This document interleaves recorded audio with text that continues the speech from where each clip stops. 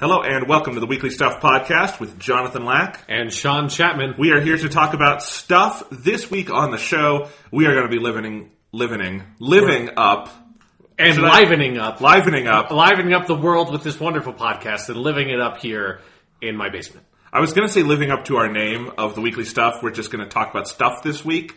Yeah. That some happened this week, some didn't. You know? Yeah, it's going to be a fun... stupid stuff again. The stupid stuff again, yeah. Lots of non-stupid, non-trivial things happened. That's not this podcast, though. This was a shitty week, Sean. Every week is a shitty week. And I have a lot of... One thing we're going to be talking about today is just a lot of video games we've been playing. Yeah. Some new, some old. Yeah. And I think... Tell me if you feel the same way, Sean. I've been playing a lot of video games this week because it's like, I cannot look at the real world right now. Uh-huh. You know, I need to go... play a game about, Mario hanging out with some Rabbids because there ain't any Supreme Court justices in that game.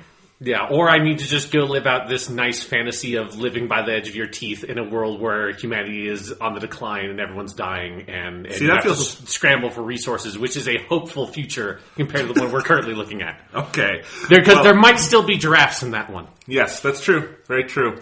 If you can't tell, one of the things we're going to be talking about today is Sean and I have both... without discussing it, randomly started playing The Last of Us again. I mean, not entirely randomly, but Yes. but independently started playing The Last of Us from the same starting point of, that Last of Us 2 demo is really good, and it's been 5 years since The Last of Us came out. Yeah. I should probably play The Last of Us again. Exactly. So we're going to talk about that a little bit. Preview, I think, a bigger topic we're going to be doing on that game later on, because this is the 5-year anniversary of that game. Yeah.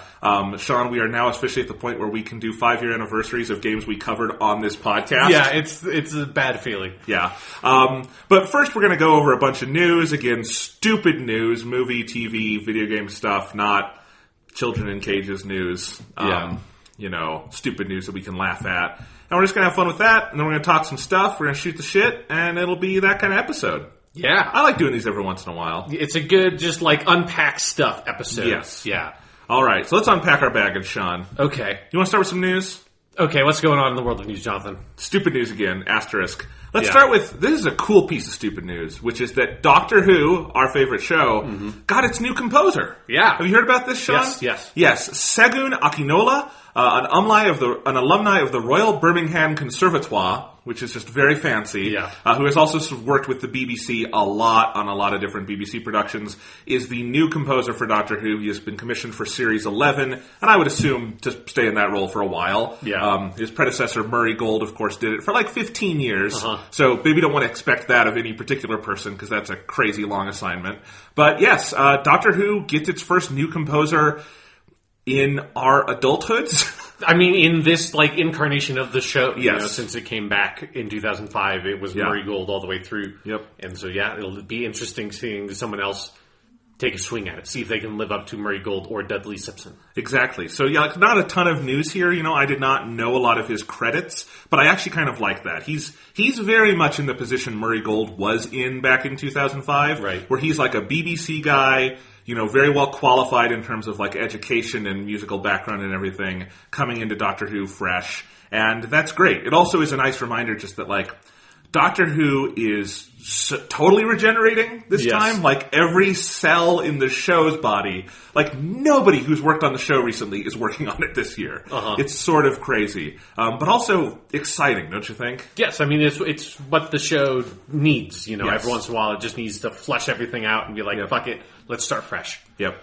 So this is cool. glad to welcome another new name, fresh face into the Doctor Who family. Yep. And I'm excited to hear his music, because they also pointedly said we'll be delivering a fresh new take on the Doctor Who theme, and just reminded me, I love it when we get new Doctor Who themes. I hope that this guy really likes the middle 8 in the Doctor Who theme, because it has been unloved in recent Doctor Who history. It has. Murray Gold tried to bring it back in the end credits for a while, but then the end credits got too short, and he couldn't use it. I want to bring back either the way that the first Doctor era did it, where it like kind of starts going to middle 8 and then trails off, which is very cool and ominous, or just go full 7th Doctor and just put it right there in the opening theme. I think it would be good, because again, we've had, like, Murray Gold did a lot of different versions of the main theme over his tenure, but none of the openings had the middle 8, so that would be a good way to, like, differentiate it. Yes. But we'll find out.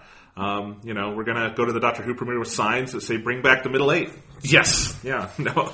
Anyway. Which sounds way more like serious than it actually is. Like the middle 8 sounds like a code for some sort of political scandal. Yes. All right. So, Sean, let's talk some movie news now. Okay. First off, most of this is stuff we're going to be making fun of. Uh-huh. If you haven't noticed the pattern on this show, we tend to just pick movie news, because this is the thing we've talked about before. Like, video games, you don't hear about unless they are happening. Right? Yes, yeah. Movies, stupid shit gets announced all the time. And especially in like our clickbait era, you hear about it and then it's like, let's tear this apart. Yeah, it feels like somebody's like assistant that got a coffee heard it from somebody that heard it from someone that was in the room, that somebody mentioned the idea of making like a fucking Boba Fett movie or something. That's how you hear about it. Right. Like the Boba Fett movie specifically was more founded than that. Yes. But there are a lot of these movies that's like, and so we decided to make the Giving Tree film. It's like, what? That nobody ever said that. What do you mean? All right. This is actually official news, but let's start with this. Indiana Jones 5, which has been planned since Disney bought Lucasfilm. Easy to forget that, because if you think Lucasfilm Star Wars, Lucasfilm is also Indiana Jones, technically, so we could have the Disney logo on Indiana Jones. But it was supposed to come out, I think, at one point in 2019. It was then delayed to 2020. It has now been delayed past 2020 with no date at all. Jonathan Kasdan, the son of Lawrence Kasdan, who wrote the original Raiders of the Lost Ark, recently co-wrote Han Solo with his father, has been brought on to rewrite the David Koepp script. David Koepp wrote Indiana Jones and the Kingdom of the Crystal Skull. He's written some good things, too, like the first Spider-Man, but there you go. But here's a stat that I looked up because I was so fascinated with this. In July of 2021, which is the earliest date this movie could now come out, because they've said, they were going to have it to July 2020. It's delayed. I don't think it'll come out before July 2021. Harrison Ford would be 79 years old. Steven Spielberg would be 75. Okay? Yeah. So let's just keep that in mind, that like by the time this movie comes out, Harrison Ford will either be at or approaching 80 years old. Kind of, this is a question you also have about, like, I don't know, politicians at a certain point. Do we want them to be that old? But, like, at least a lot of a politician's job is sitting down and, like, writing things and talking about shit. Yes. If you're the dude playing Indiana Jones, obviously they have stuntmen and everything, but still, like, it is an active film role. And it's just like, don't kill Harrison Ford, please? Like, please don't do that. Yeah, I mean, don't kill him. On one level, Harrison Ford dying on the set of an Indiana Jones movie does sort of feel like how the stars would align to kill Harrison Ford. Like, that feels like how his biography in some ways should end. But on the other hand, don't kill Harrison Ford. You almost did it on Star Wars The Force Awakens. Exactly. People forget this. It wasn't a stunt. He was walking out of the Millennium Falcon, the door malfunctioned, and it crushed his leg. Poor dude got his leg crushed on a fucking Star Wars movie. It wasn't a stunt walking down the ramp. Yeah, so, and now you're asking him to play Indiana Jones, who's far more of an action character than even Han Solo is. It's like, unless you're doing this as like a My Dinner with Andre, like homage where Indiana Jones is sitting down with like someone else who's an archaeologist and they just talk for 90 minutes about their adventures. I don't know. I think it's just going to be sad at a certain point, Sean. Yeah.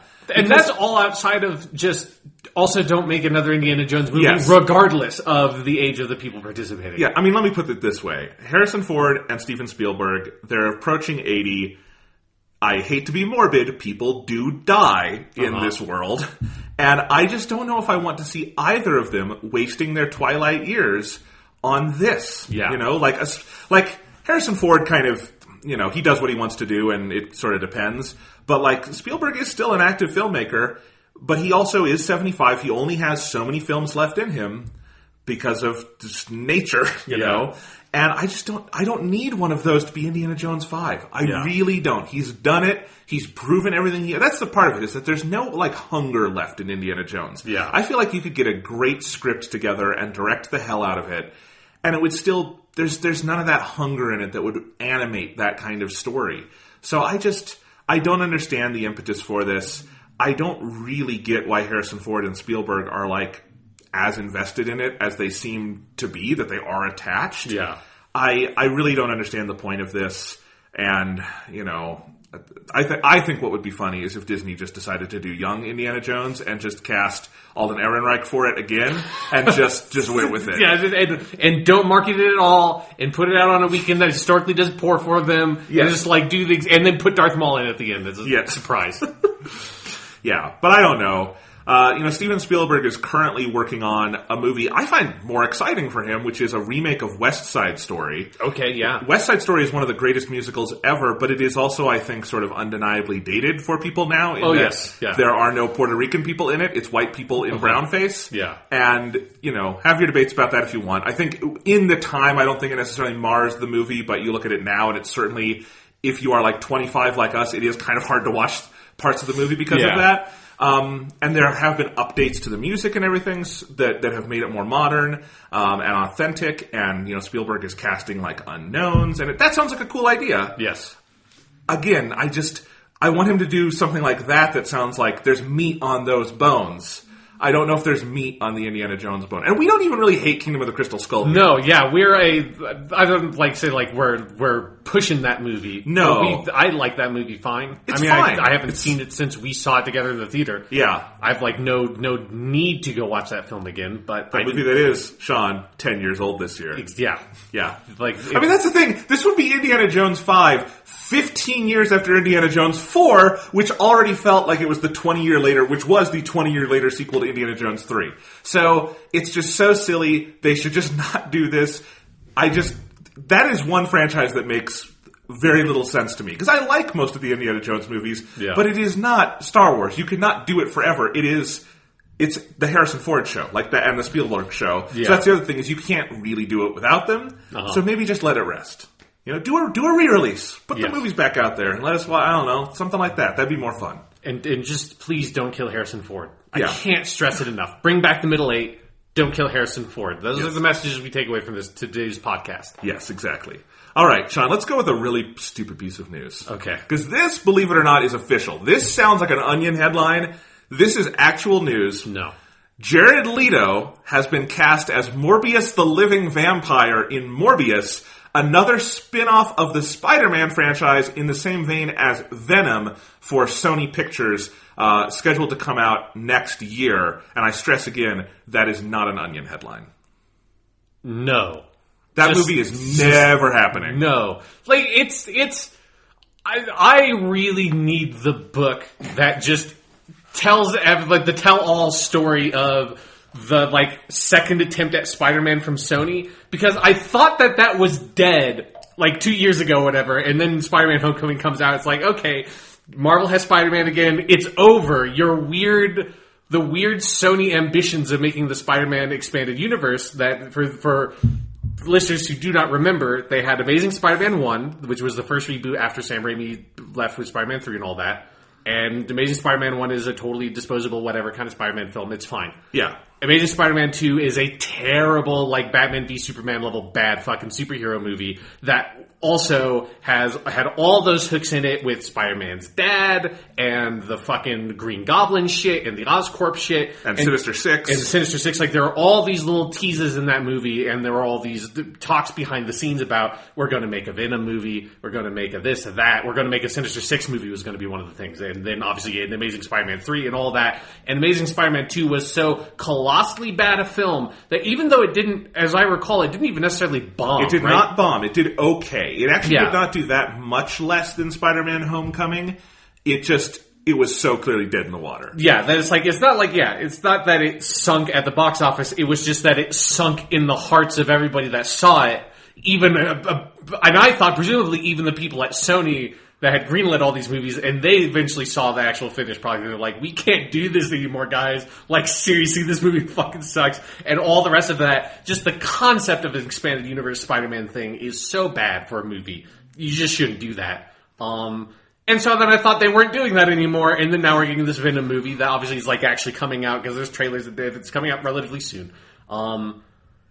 But they can't possibly make a Morbius the Living Vampire. That movie, that sounds like a joke we would have made based on, like, I remember the Reddit post I read back in Amazing Spider-Man 1 of the guy who was, I think it was Spider-Man 1, right? That had the post-credit scene. Yes, where the guy comes into the prison. Yeah, the guy comes into the prison, and we talked about on the podcast of, who could it be? And then I told the story of the Reddit post I read of the guy who was obsessed, so obsessed with the idea of that character being Morbius the Living Vampire, an incredibly obscure Spider-Man villain that in no way should be... Like, there are so many Spider-Man villains that they haven't really done in film that you would do before you fucking go to Morbius the Living Sean, Vampire. How far is this news from our joke back in the Amazing Spider-Man 2 days of a Paste Pot Pete movie starring Daniel Day-Lewis? It's like 2 degrees above. Yes. I would say because Paste Pot Pete eventually graduates into being the Trapster, and the Trapster is just mildly more obscure than Morbius the Living Vampire. Yes. So it's like it's almost there. We're almost there. This is so fucking stupid. I don't even know why they're putting it out there, because how, if you are Sony, can you look at that Venom trailer and not assume it's going to be a colossal flop? Seriously, I've asked the question, why are they even releasing it? Why not just take the tax write-off? You would make more money doing an insurance write-off on that film than you would putting it into theaters. Yeah, and then you get to put it in some vault and it becomes an urban legend, yes. And then is discovered 15 years later and put out on the internet too or whatever, yes. At that point. Hence, it's the Roger Corman Fantastic Four effect. Exactly. Where yes. some people kind of like that movie because it was hidden from them. Yeah, where if it had actually been released, it would have been completely forgotten to time, as opposed yes. to being this weird, hidden, trivia bit. Yeah. No movie in years has looked so obviously like a flop to me as that Venom one does. Uh-huh. It looks unbelievably horrible, and just no one's going to see it. And they're planning to do this. It's because these are all clearly vestigial parts of their weird expanded universe thing you were talking about, that they've just decided to keep on, even though the world at Hollywood have completely, and the other parts of their company have moved on. Uh-huh. How is the Tom Holland Spider-Man and the cool animated Spider-Man you're doing, the Into the Spider-Verse film, how's that not enough for you? Yeah, and the Spider-Man game, the Insomniac game. Spider-Man is doing so well, broadly speaking, right. As a property, and then... There's somebody there has to be one fucking executive at Sony that is just so hard on pushing this weird Spider-Man shit. I think it's a spreadsheet of how many comic book movies are they putting out, how many comic book movies are we putting out, we're putting out less, what do we own? All we own is Spider-Man, but we do own the component parts of it, so let's throw a dart at a board and see what villain we hit, and we happen to hit Morbius, who's an edgy actor who we could make a hot topic poster of a movie. Let's do Jared Leto. That is the one part of this news that makes sense. If you accept the premise of Morbius the Living Vampire movie happening, casting Jared Leto, I don't like Jared Leto. That is the perfect casting, because I don't really like Morbius the Living Vampire that much as a character. He's kind of I would rather have Man-Wolf, who is J. Jonah Jameson's son, John Jameson, who turns into a werewolf because he's exposed to space bullshit. I'd rather have a movie with that character than, because werewolf movies are cool. Because Morbius Living Vampire is not even really he's not even really a vampire. He's a weird science vampire. It's kind of bullshit. It's so weird, because who are they expecting to see it? Not me. Who, do they think the rabid comic book Morbius fan base is big enough to make $100 million, which would not make you a profit this day and age? I can assure you there is one Reddit user out there somewhere. I wish I could find that post. I tried to when I saw this news. But does that one Reddit user want to see him in just a random standalone movie without Spider-Man in it? I mean, he seemed to like Morbius a lot. Sure. It seemed to me that he would have preferred if Spider-Man was out of the picture, so that Morbius could have more screen time. Okay, his beloved Morbius. Well, maybe for that guy, I'm happy for that guy. I mean, this movie's not going to happen because Venom's going to flop and they're going to pull the rug out of it. But I don't know.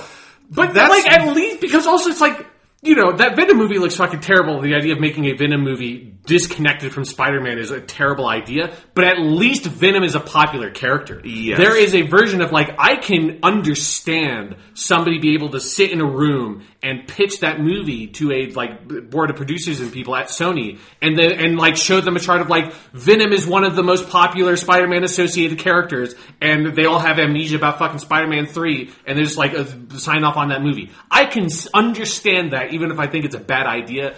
There is no version of that meeting that I could possibly understand. Someone sitting down is like, here's the cover of, like, Spider-Man, Amazing Spider-Man 80 or whatever the fuck, when Morbius the Living Vampire comes into it. It's like, look, he's so cool. He's the vampire, but not.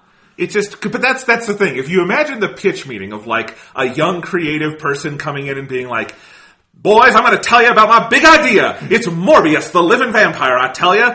You can't imagine that. You have to do it in the stupid old-timey voice I just did because it sounds so stupid. So the only way you can imagine this movie being greenlit is what I said, which is the spreadsheet thing. Yes. And then they went and found some intern to go write the movie, and that's how you know it's going to be bad. I love the idea that this movie has been greenlit and no human being has signed off on it, or like at Sony, like it was just, it's like HAL 9000 in 2000 Space Odyssey, or it's like a YouTube algorithm or something. They have so just like, you know, given up all their responsibilities and decision making to some sort of algorithm that it just produced stuff by like utterly faulty calculations, produced a Morbius the Living Vampire thing and be like, we're going to cast Jared Leto as Morbius the Living Vampire. How does that sound? And that's just how it happens. And nobody at Sony, everyone at Sony thinks that somebody else signed up on the idea, but nobody had any idea about it. It just happened.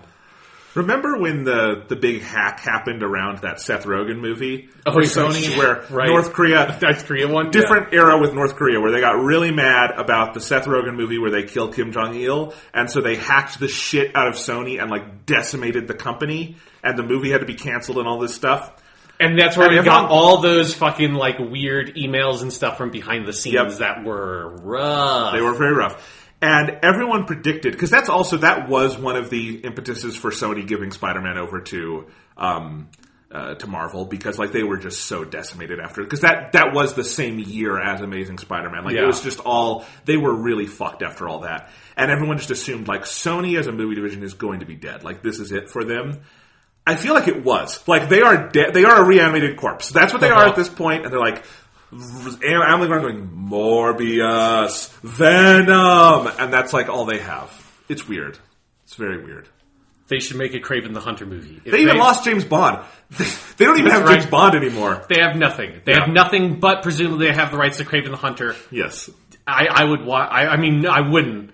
But I would watch a Kraven the Hunter movie. Yeah. We are not reviewing Venom on this podcast, by the way. No. You've already heard my review. It's stupid. No. I don't need to see it. There's a slight chance that when that comes out on like some sort of streaming platform that I already subscribe to, I will watch that movie, or like the first 10 minutes of that movie. I am dreadfully curious about it. I'm never going to the movie theater for it, though. No. I'm excited to find when the runtime comes out and it's like a Jonah Hex situation where it's like 79 minutes, like just long enough to be considered feature length and not get sued, and that's what it'll be. Fucking Jonah Hex, man.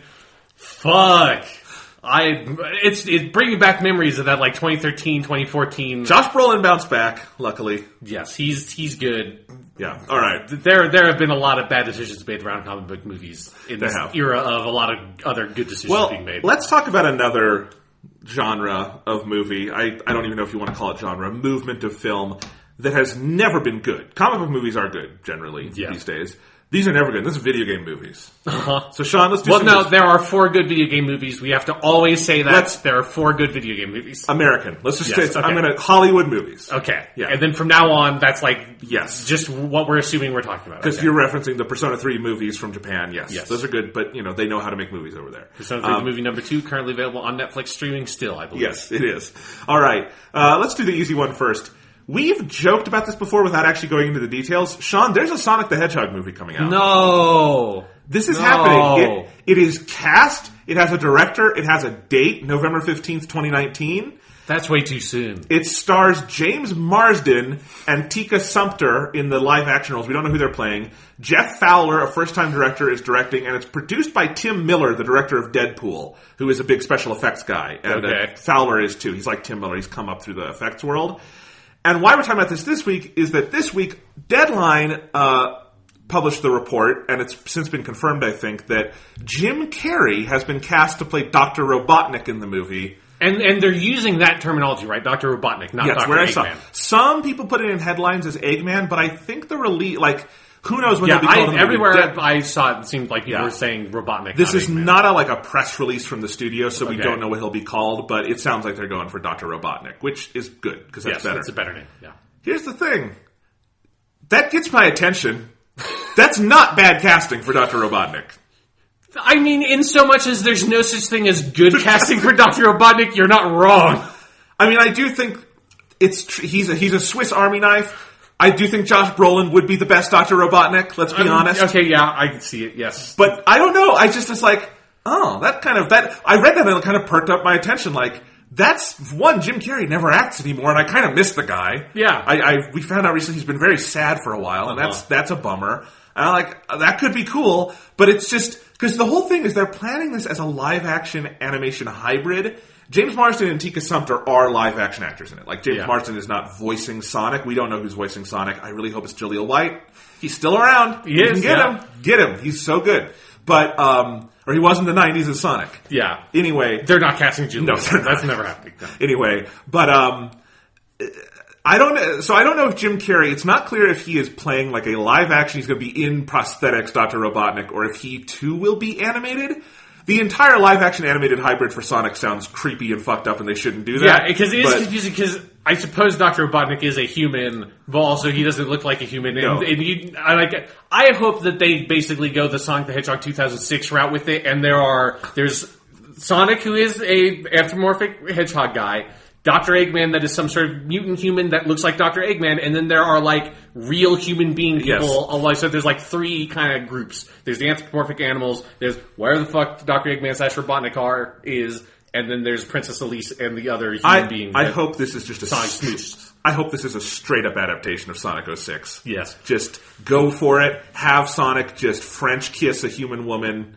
It'll be great. Yeah. I don't think he actually French kisses her in the game, but they could up it a little bit. They did in some fanfic I read. Okay, well, he's French kissed a lot of people in fanfic. Oh, yeah. Mostly Tails, but, And Knuckles. And Knuckles, yeah. And Knuckles. And Shadow if you're feeling a little bad that day. Sean, let's play a game. Okay. They haven't announced who's playing Sonic, Tails, Knuckles, all those people. Who should be doing the voices of those characters? I mean, Sonic has to be one of the Chris's. That's where I mean. But here's my view, because Sonic is black to me because of Jaleel White. Okay. So mine is Donald Glover needs to play Sonic. Okay, that's a better idea, but it's going to be. I should have rephrased it as it's going to be one of the Chris's. Okay. Sonic. So Chris is Pine, Hemsworth, Pratt, or Evans. I could see that. I think Chris Pratt as Sonic feels fairly likely. Yeah, if you're going for a goofier Sonic, you go Pratt. If you're going for a slightly more serious Sonic, I would cast Chris Pine. Okay, Those would be the two I would go for. I still like my Donald Glover idea, because I think that I can see Donald Glover. Or Donald Glover could be Knuckles, and then he could do the Knuckles raps in the movie, because he's that talented. What if Donald Glover plays Sonic, Knuckles, and Tails, and just does all three of them? It's a voice role, so I'd be up for it. Do it. I think he's a talented guy. He could do it. Knuckles is tough. Do you get like an actual kid, or do you get like a grown? You mean Tails? What did I say? You said Knuckles. I meant Tails. I was very confused. I meant for Tails is usually voiced as like a younger person. Do you get an actual like little boy, or do you get a grown ass woman doing a little boy's voice? Oh, I mean, it depends on how active you want Tails. I think my instinct is to do the traditional cast an older woman, but if it's like a Tails centric thing and it's about Sonic and Tails' relationship, I think then maybe you go for the young boy, and then it's like, it's an unknown kind of person that we don't, yeah. Coming from behind the scenes. I think Amy is the one where we get a pop star to come in and voice it. Yeah. Amy is Carly Rae Jepsen or something. Okay, yes. That's I was going to say Miley Cyrus, but that's too dated. I'm too dated on that one. Again, Carly Rae Jepsen has done voice roles for movies recently. I might not be wrong on that. That could totally happen. Yes, it is 100% possible. Yeah. I mean, I think it is going to be like it's obviously going to be the celebrity voice casting thing, because that's how Hollywood does this shit. Yeah. And then Amy gets a song somewhere in the movie. Yeah. I was also sitting here thinking I'm fine with the Jim Carrey thing, But what if you cast Vincent D'Onofrio as Dr. Robotnik, and he did like just full on Kingpin from Daredevil style, just that whole thing? That'd be pretty good. I think he could. I would like to see him with like a big red handlebar mustache and a bald head. I think he could pull it off. That's the thing. Vincent D'Onofrio looks enough like Dr. Robotnik. Yeah. He could actually do the live action Yes, thing. if you're doing live action Dr. Robotnik, Vincent D'Onofrio is 100%. That's the man I'd go to. It would be close enough to like Dennis Hopper as Bowser. I think it could Yes, work. yes, in the great tradition of Dennis Hopper as Bowser, you cast Vincent D'Onofrio as Dr. Eggman / Robotnik. John Leguizamo's got to be in this movie then. Who does he play out of the group? Oh, jeez. John Leguizamo. I'm just saying, he should be. He should be in more things anyway. I think he'd be a pretty good Shadow. I think he could do Shadow. That'd be great. He'd bring the right kind of edge. Get some of that Tybalt energy from Romeo plus Juliet and put it into Shadow. That would be a great left field choice. John Leguizamo as Shadow the Hedgehog. Yeah. I'd be into it. We still have not technically picked Knuckles. I joked Donald Glover could be Sonic or Knuckles. Yeah. I don't know. Jeez. Because that's, yeah. I could see like if they wanted to do like Knuckles as kind of a meathead thing, you could do Chris Hemsworth for that if we're just still casting from the Chris's. Yeah, but like, there's too much of an accent, I feel like, with Hemsworth. Either, like, I'm sure he can do an American accent, but I just see he's either Australian or he's whatever Thor is. Right. This sort of like vague Western European English, whatever it is. And his American accent always winds up sounding like Thor because he goes deeper and, you know. Yeah. Yeah. I don't know. Knuckles is probably the tough one. In my head, because in the old animated cartoons, they just always put the fedora on him. I say, that's a good fuck it, just have Harrison Ford do it and just super old grizzled Knuckles. Super old Knuckles. Or you could just do Alden Ehrenreich and just, if you want to get Harrison Ford, you just get Alden Ehrenreich now. I think that's like great. Harrison Ford's too old for the role. There you go. There you go. Yeah. There's a lot of good solo Star Wars here. Story reunion on the Sonic the Hedgehog movie. Exactly. So anyway, there's our thoughts on that.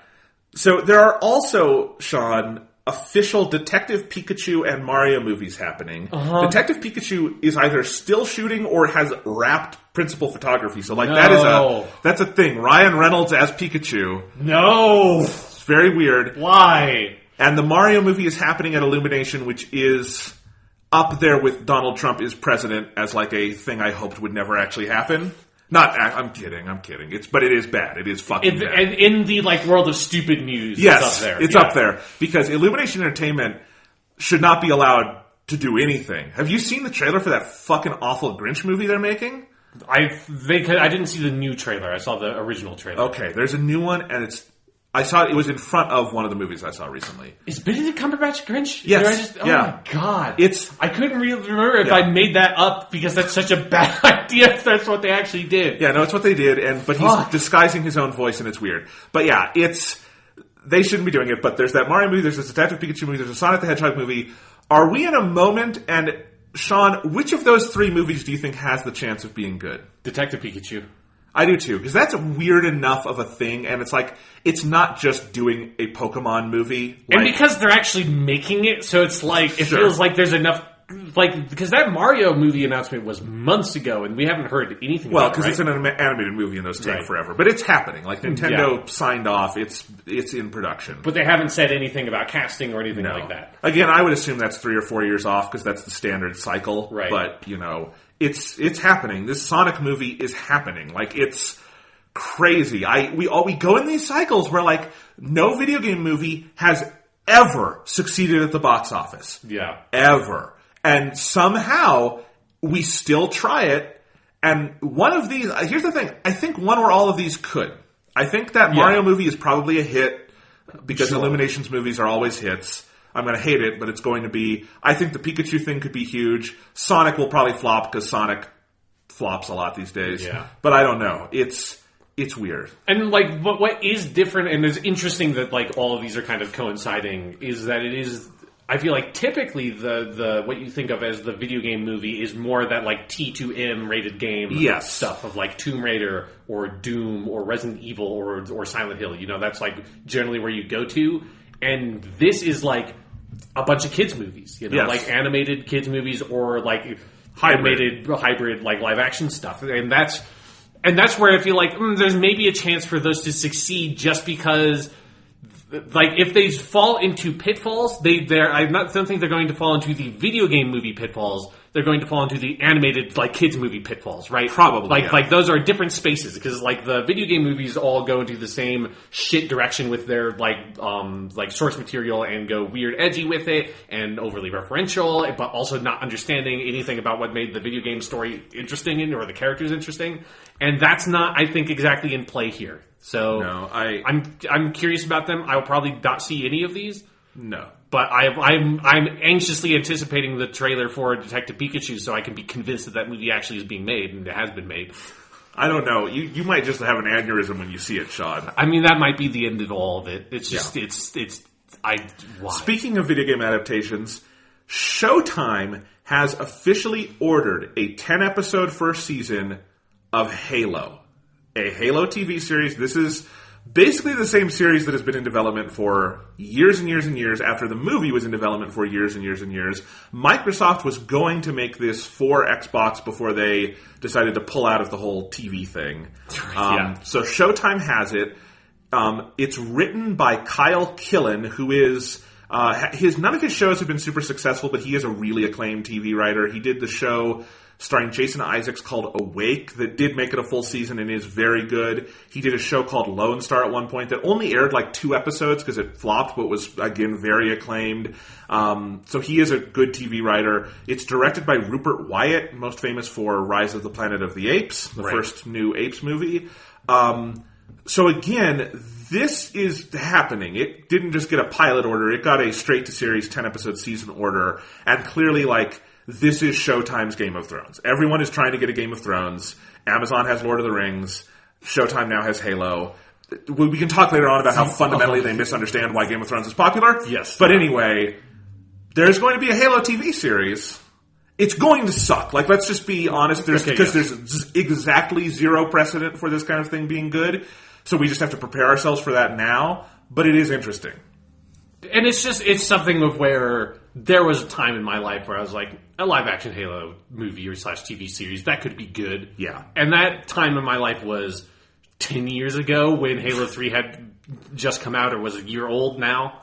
Halo 3 is 11 years old. Yeah, Halo 3 is now 11 years old. And that was because that's when it was like, oh, Peter Jackson was getting involved, and he had that like Halo Chronicles game that they were making, and then got canceled. And then Neil Blomkamp, it was like, Peter Jackson was like, I'm going to kind of produce and oversee this thing, and Neil Blomkamp's going to direct it, like hot off of District. No. District 9 happened because Halo fell through. That's right. No, so it's pre-District 9. Yes. And yes, that's right. The timeline was fuzzy for me. Yeah. So Neil Blomkamp... That's how long ago this was. Was totally unknown at this point, basically, for the wider world. Had made like short films and stuff. He had made short films, and he'd done the Halo commercials for 3 and ODST. Yes. Yeah. So that was a part of it, was the Halo 3 Landfall commercials, which... Well, because there were like a whole bunch of those series of commercials, one of which being Halo 3 Landfall, which is basically like a 15-minute Halo live-action short. Yeah. And they made all those fucking props for it, like a real warthog and assault rifles and all that shit. Then we got, fast forward to around Halo 4 is when we got the Forward Unto Dawn straight to YouTube which series. Is what a great phrase, straight to YouTube series, right? Like that's the modern version of straight to DVD or straight to home video. Well, except now YouTube is getting into the fucking streaming space, and they just announced a show starring Kirsten Dunst, so they're serious about it. Right, but they're making that fucking Karate Kid bullshit, which is supposedly really good, but I haven't seen it. Okay. I just can't. I can't. I'm sorry. But yeah, and the Halo Forward Unto Dawn is like an interesting, fine curiosity if you're a Halo fan. Like, it's not... looks like it was made for change under the couch. But, yeah, it's like super cheap, but again, like, it was like, hey, I like Halo. Like, this thing's like... Because I watched those episodes when they came out. I think those episodes were like 15 minutes long. So right. It was like, hey, I'll watch this thing. I think it would be a hard sit through to watch all of them through back to like as like the hour long or whatever like sort of movie it is. But like that thing was fine, and it was like I remember there being one good scene when the Elite lands on the planet and is like invisible, and there's a good fight scene with an invisible Elite, which was a good fight scene because you didn't have to have an alien there. It was just invisible. It was like that old rule of film of like, if you could make it for cheap, you're probably going to like be forced to make it way more interesting than if you could CGI the fucking alien in there. And so it's like, that was okay. That's fine. Then they made Is it called Halo Nightfall? Yeah, the one about 5, the prequel to 5. And the way it's Agent Locke and all that stuff. And I never saw that. And that's the one that has the guy who plays Luke Cage as... Yes. Am I right about that? Yes, it is Luke Cage. I can't remember what his name is. But yeah, it's him as Agent Locke, who voiced him in the game, but also plays him live action. Yeah. I never saw that. But that was also through Showtime, wasn't it? Because I feel like this Showtime deal has been in place for a while. I mean, it aired on Xbox. It was an Xbox exclusive thing. Right. They might have done it in some kind of cooperation. I don't remember that. Because the original thing was in 2013, if you remember when they announced the Xbox One, they did the whole Xbox TV thing, and that's where Quantum Break with its TV bullshit, and that game came out with the TV bullshit, but that was there. Everyone was confused. What is that? What is that even? Live action TV video game. What the fuck does that mean? And then they also announced that Steven Spielberg was executive producing a Halo series, and I feel like that's where they said. My memory was in cooperation with Showtime or something like that. It could have been. I don't know. Yeah. But yeah, and they had a very brief video of Steven Spielberg having been kidnapped. And this is hey everybody, I'm proud to be here and help, announce the next all-in-one entertainment system from Microsoft with the Xbox One. I mean, making Halo. Spielberg's been attached to Halo several times because there was a point where he was going to be making a Fall of Reach movie. And I think that was probably the closest we ever got to a real decent Halo movie being made. Because it's the closest we've had to a real decent filmmaker making the movie. Yeah. But but that fell through because it's following the same pattern though as every other game adaptation fucking ever, which is that by the time this is coming out, Halo is so far past its main cultural moment.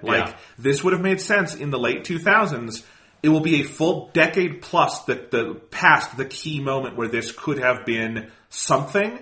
The show might be good. I don't know. Again, probably not because there is zero precedent for this sort of thing working. And even if you have talented people attached, which they do, it's going to ultimately be written by a committee of people with, conflicting interests who are going to want to sand it down and sand it down and sand it down until it's not Halo anymore and it's something else and it's not anything special or interesting because that's every video game movie ever. See Tomb Raider earlier this year if you want proof. That's what's going to happen. And I don't know. Showtime is going to be putting in an insane amount of money into this because everyone wants to get their Game of Thrones. And I said this on Twitter earlier this week. Everyone seems to... Hollywood has the weirdest fucking logic ever. Where Game of Thrones, when it premiered in 2011... Take yourself back then when there were not Game of Thrones think pieces on Polygon every fucking day despite it being a video game website. Yeah. Go back to when Polygon published video game articles, and not Game of Thrones. I'm not even sure Polygon existed in 2011 yet.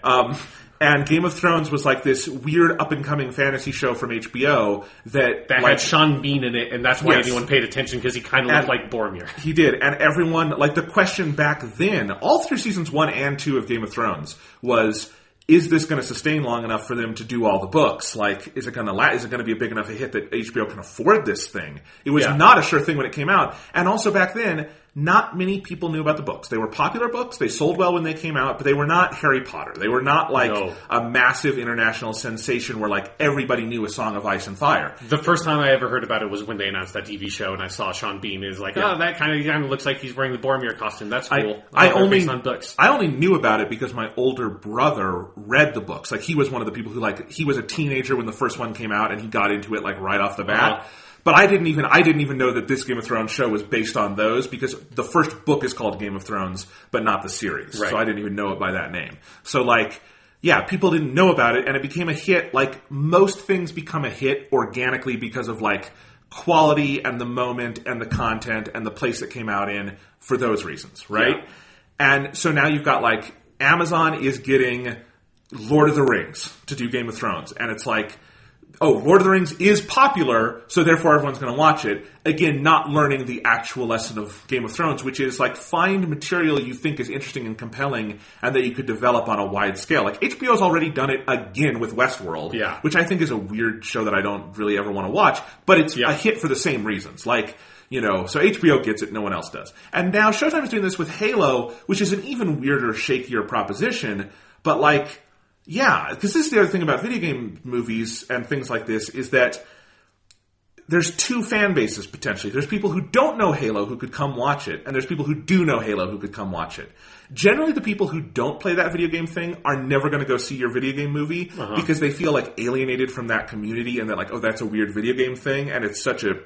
Like, there's kind of an iron wall still between, like, people who do and don't play these things sometimes. And then also, like, your thing is probably not going to be good enough or look good enough to attract them, and they don't know... On its own merits, right. Yeah. And the people who do like Halo, most of them have moved on to other series because Halo is just so far out of its moment. Again, it's 11 years since Halo 3, which was the height of Halo's popularity. Yeah. And the people who do really like Halo and are into it are going to be your harshest critics and are probably impossible to satisfy. So, like, it's just a bad idea. I don't understand why people still do this. Showtime is going to pour all their money into this, and they're probably not going to go out of business on this thing. It might do okay. It might do well enough to get a second season, but it's not going to be Game of Thrones. Amazon has already committed to 5 fucking seasons of their Lord of the Rings thing, and they're going to be spending like they've said like $1 billion on this. And... I mean, Amazon's not going to go out of business because of that, but it's going to take a lot for that Lord of the Rings thing to be popular. Because one, it's going to have to be good, and they still haven't hired a writer. You know? So, like... And then it's like that one has to live up to the movies. Yes. You know? And then the books. It's like, that's like a bad... Like, it's just, they're bad ideas. They're all bad ideas. And no one understands why Game of Thrones is popular. It's so weird. Like, it would be more intellectually honest to just announce a series about a brothel where people are naked and killing each other all the time. That would be a better reflection of why Game of Thrones is popular, because in the beginning, Game of Thrones did get a lot of eyeballs for nudity and violence. Yes. Which it doesn't do as much of anymore, because it doesn't have to anymore. But, like, yeah, it's weird. I'm looking forward to all the nudity and violence they put into the Halo TV show. Yeah. Because actually, of course, they probably can't, because I imagine their Microsoft deal wouldn't allow that. It's either Showtime or Starz. I think it's Starz. Starz did do, or does have a show that they tried to do a similar thing as Game of Thrones with. It's the Outlander series. That I think is in its like 4th or 5th season. It has not lit the world on fire like Game of Thrones, but it is a healthy hit for them. And that's also based on a series of books from also from the 90s that have a small fan base but are not so big that people come in with preconceived notions. And, like, that's smart. It did not turn out to be, like, a revolution for Starz. And I have not seen the show myself. I've heard it's good, but I don't really know anything about that series. But, like, that's what people should be trying. Yeah. If you're going to try it. Not Halo. Yeah, because like you said, people, like, the larger audience didn't really have any idea what Game of Thrones or Song of Ice and Fire were when Game of Thrones, the TV show, came out. Yeah. Like... You know, the original Westworld movie is like an interesting curiosity in the history of films. It's like a fine film, but, you know, nothing to like write home about. And the Westworld TV show is fucking... I haven't seen the second season. I might not. I don't know. But the first season that I watched is nothing like that movie in almost any way other than the vague conceptual premise of it. Which even then they take the premise in totally different directions. And so it is just like... I think Halo is, as a property, is in so the wrong space of it's not in the zeitgeist, so it's not like right after Halo 3 where, you know, you couldn't fucking step into a store without being assaulted with, like, Halo merchandise and Halo branded Slurpees and candy and, like, Doritos and Mountain Dew and everything all over the place. But it's also not so far in the past, because it's not in the past, they're still, like, making, like, Halo games and stuff. We just got that trailer for Halo Infinite, that... People have kind of forgotten about it, and it can seep into the cultural subconscious for you to, like, rouse it up again and, like, do a different take on it. And it's not evergreen like Pokemon and Mario, which, to their credit, those make sense as movies because Pokemon and Mario have always been popular and always will be. Like, those are never leaving the video game space. And they're not narrative-focused no. properties either way, so you can and have to do whatever you want with them. Yes. There's no way to do a straight Mario movie, because there's not anything there to do a straight Mario movie on. Yeah. So I don't know. It just feels like a dead end. And it's a frustrating moment, because I think we're maybe coming close to the point. We're not there yet, but I do think I'm starting to see the, like, first crumbs of the peak TV era collapsing back into just normal capitalism, which is where they funnel all their stuff into a small amount of projects. Yeah. Rather than what we've had. Why we call it the peak TV era is that there's literally more TV being made now than at any point in the past, because there's so many platforms and so many voices are getting TV shows because everyone needs content. And so, like, TV has been the space to make interesting adult drama for the last 10, 15 years in America, as movies have kind of abdicated that space. Yeah. things like this, like Amazon's Lord of the Rings and Halo, because here's the thing, all of those platforms will ditch all of that as soon as they have a hit. You know? Yeah. Like, so we're getting, but these things probably aren't going to be hits, but I don't know. At some point, I'm just seeing it off in the future. You can hear you can taste the hunger for everyone just wanting Game of Thrones, and they can stop doing their shows about women and minorities. Like, that's, I hate to be that blunt. Right. That's also just the history of TV. Like, Fox as a network started out catering mostly to a black audience, and as soon as they got The Simpsons and some other hits, they canceled all their black TV shows. Right. And started making, like, the X-Files and stuff. You know, like, they had bigger hits. So anyway, that's capitalism for you. Let's move on. I'm interested to see what the synopsis of, like, their pitch for this Halo TV show is going to be. Do you think it'll have the Master Chief in it? It shouldn't. That would be such a bad idea. Like, I don't know how you do. Like, I don't know how you use him. Like, because that Forward Unto Dawn thing did... And I think that was kind of a bad idea there because as soon as he enters the picture, it's not interesting anymore. But how do you market it? But that's the real big question, right? Because Halo itself has never been able to move away from the Chief. Yeah. I mean, except that two of its best games don't have him in it, but they decided not to go on that route. Yeah, but as soon as Bungie left that franchise, instead of reinvigorating it with, like, going in a totally new direction, which was open at the end of Halo 3... 343 and Microsoft decided to sort of stay the course and do the Master Chief stuff again. All right. Well, anyway, let's move on to some actual video game news. Okay. Here's kind of a sad, interesting thing to think about. Amy Hennig, who you guys would know as the creator of the Uncharted series, she was the kind of lead on those games, the first 3 Uncharteds, and then there was a kerfuffle over 4, and she left Naughty Dog. Amy Hennig then went to EA and Visceral Games to make their Star Wars game. We all know how that ended. Last year, Visceral was shuttered. But we did learn this week, Amy Hennig told Eurogamer that she left EA back in January, shortly after the shuttering of Visceral, and she has since formed a small studio to work independently. But that's sad. Yeah. I mean, I hope whatever she's doing now, I hope good things come of it, and I hope she has a lot of success, and I want to play another Amy Hennig game, because I think very clearly the moment we are in of storytelling and gaming, her influence on that is incalculable, I think. But it's just, man, EA just chews people out and spits them up. It's so bad. Yeah. No, it's a weird scenario, and it is sad just because she's, Uncharted 1, 2, and 3 are some of the best games from the last generation. Yeah. As you said, like, her and the team she led at Naughty Dog, like, pioneered what we think of as, like, the modern sort of cinematic action storytelling in games, and that quality of performance capture and animation and everything comes from those, and so it's like, It's frustrating to think that there is a decent chance that we will not have a single Amy Hennig game in, like, this whole generation of consoles. Yeah. That by the time, like, I don't know what their project is and, like, what the scope of this, like, smaller sort of indie team is going to be, but there's a very good chance that we don't see that game for 3 to 5 years. It's a game where you go around and shoot executives at EA and Sony. It's just a revenge game. Yeah, and make wisecracks after it. Yeah. No, I don't know. I just want to play more of what she has to offer. Yeah. And I feel bad because that's... I don't, even after having read some of the reports, I don't know exactly what happened on Uncharted 4. I don't know who was right or wrong. I think the end game came out just about perfectly, but who knows what was the right thing to do. Making video games is hard, especially on that scale. So but that's a big AAA game she did that fell through, basically, for her at least. This Star Wars thing, I would have really liked to play that, but that fell through.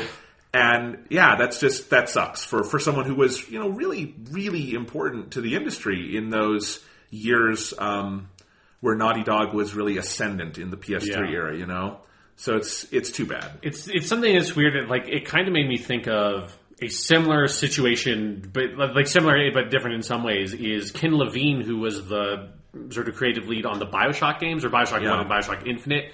For people who don't really remember, after BioShock Infinite, even though that game did really well, both critically and financially, that studio, Irrational, I don't think it got totally shut down, but it it got gutted. It got kind of gutted, right, and turned into a sort of skeleton crew, and Ken Levine is still working with 2K, that publisher, but he said, I'm going to, like, kind of like what Amy Hennig said. It was like, the phrasing was almost so exact. This is what reminded me of, like, oh, right, Ken Levine was saying, oh, this is the indie moment. It was like 2013, 2014, right, when, like, Gone Home and those games were coming out, and it's like, indies are so huge now Like, I'm going to go, like, people have a hunger for smaller scoped games made by smaller teams that can be more intimate in their storytelling. I'm going to lead one of those teams, and we have not seen anything from him since. Like, I think he was working on, like, a movie script and that kind of thing. He was working on a bunch of projects. Nothing has come out of that, and it's something that, like, bums me out because it makes me cynical and pessimistic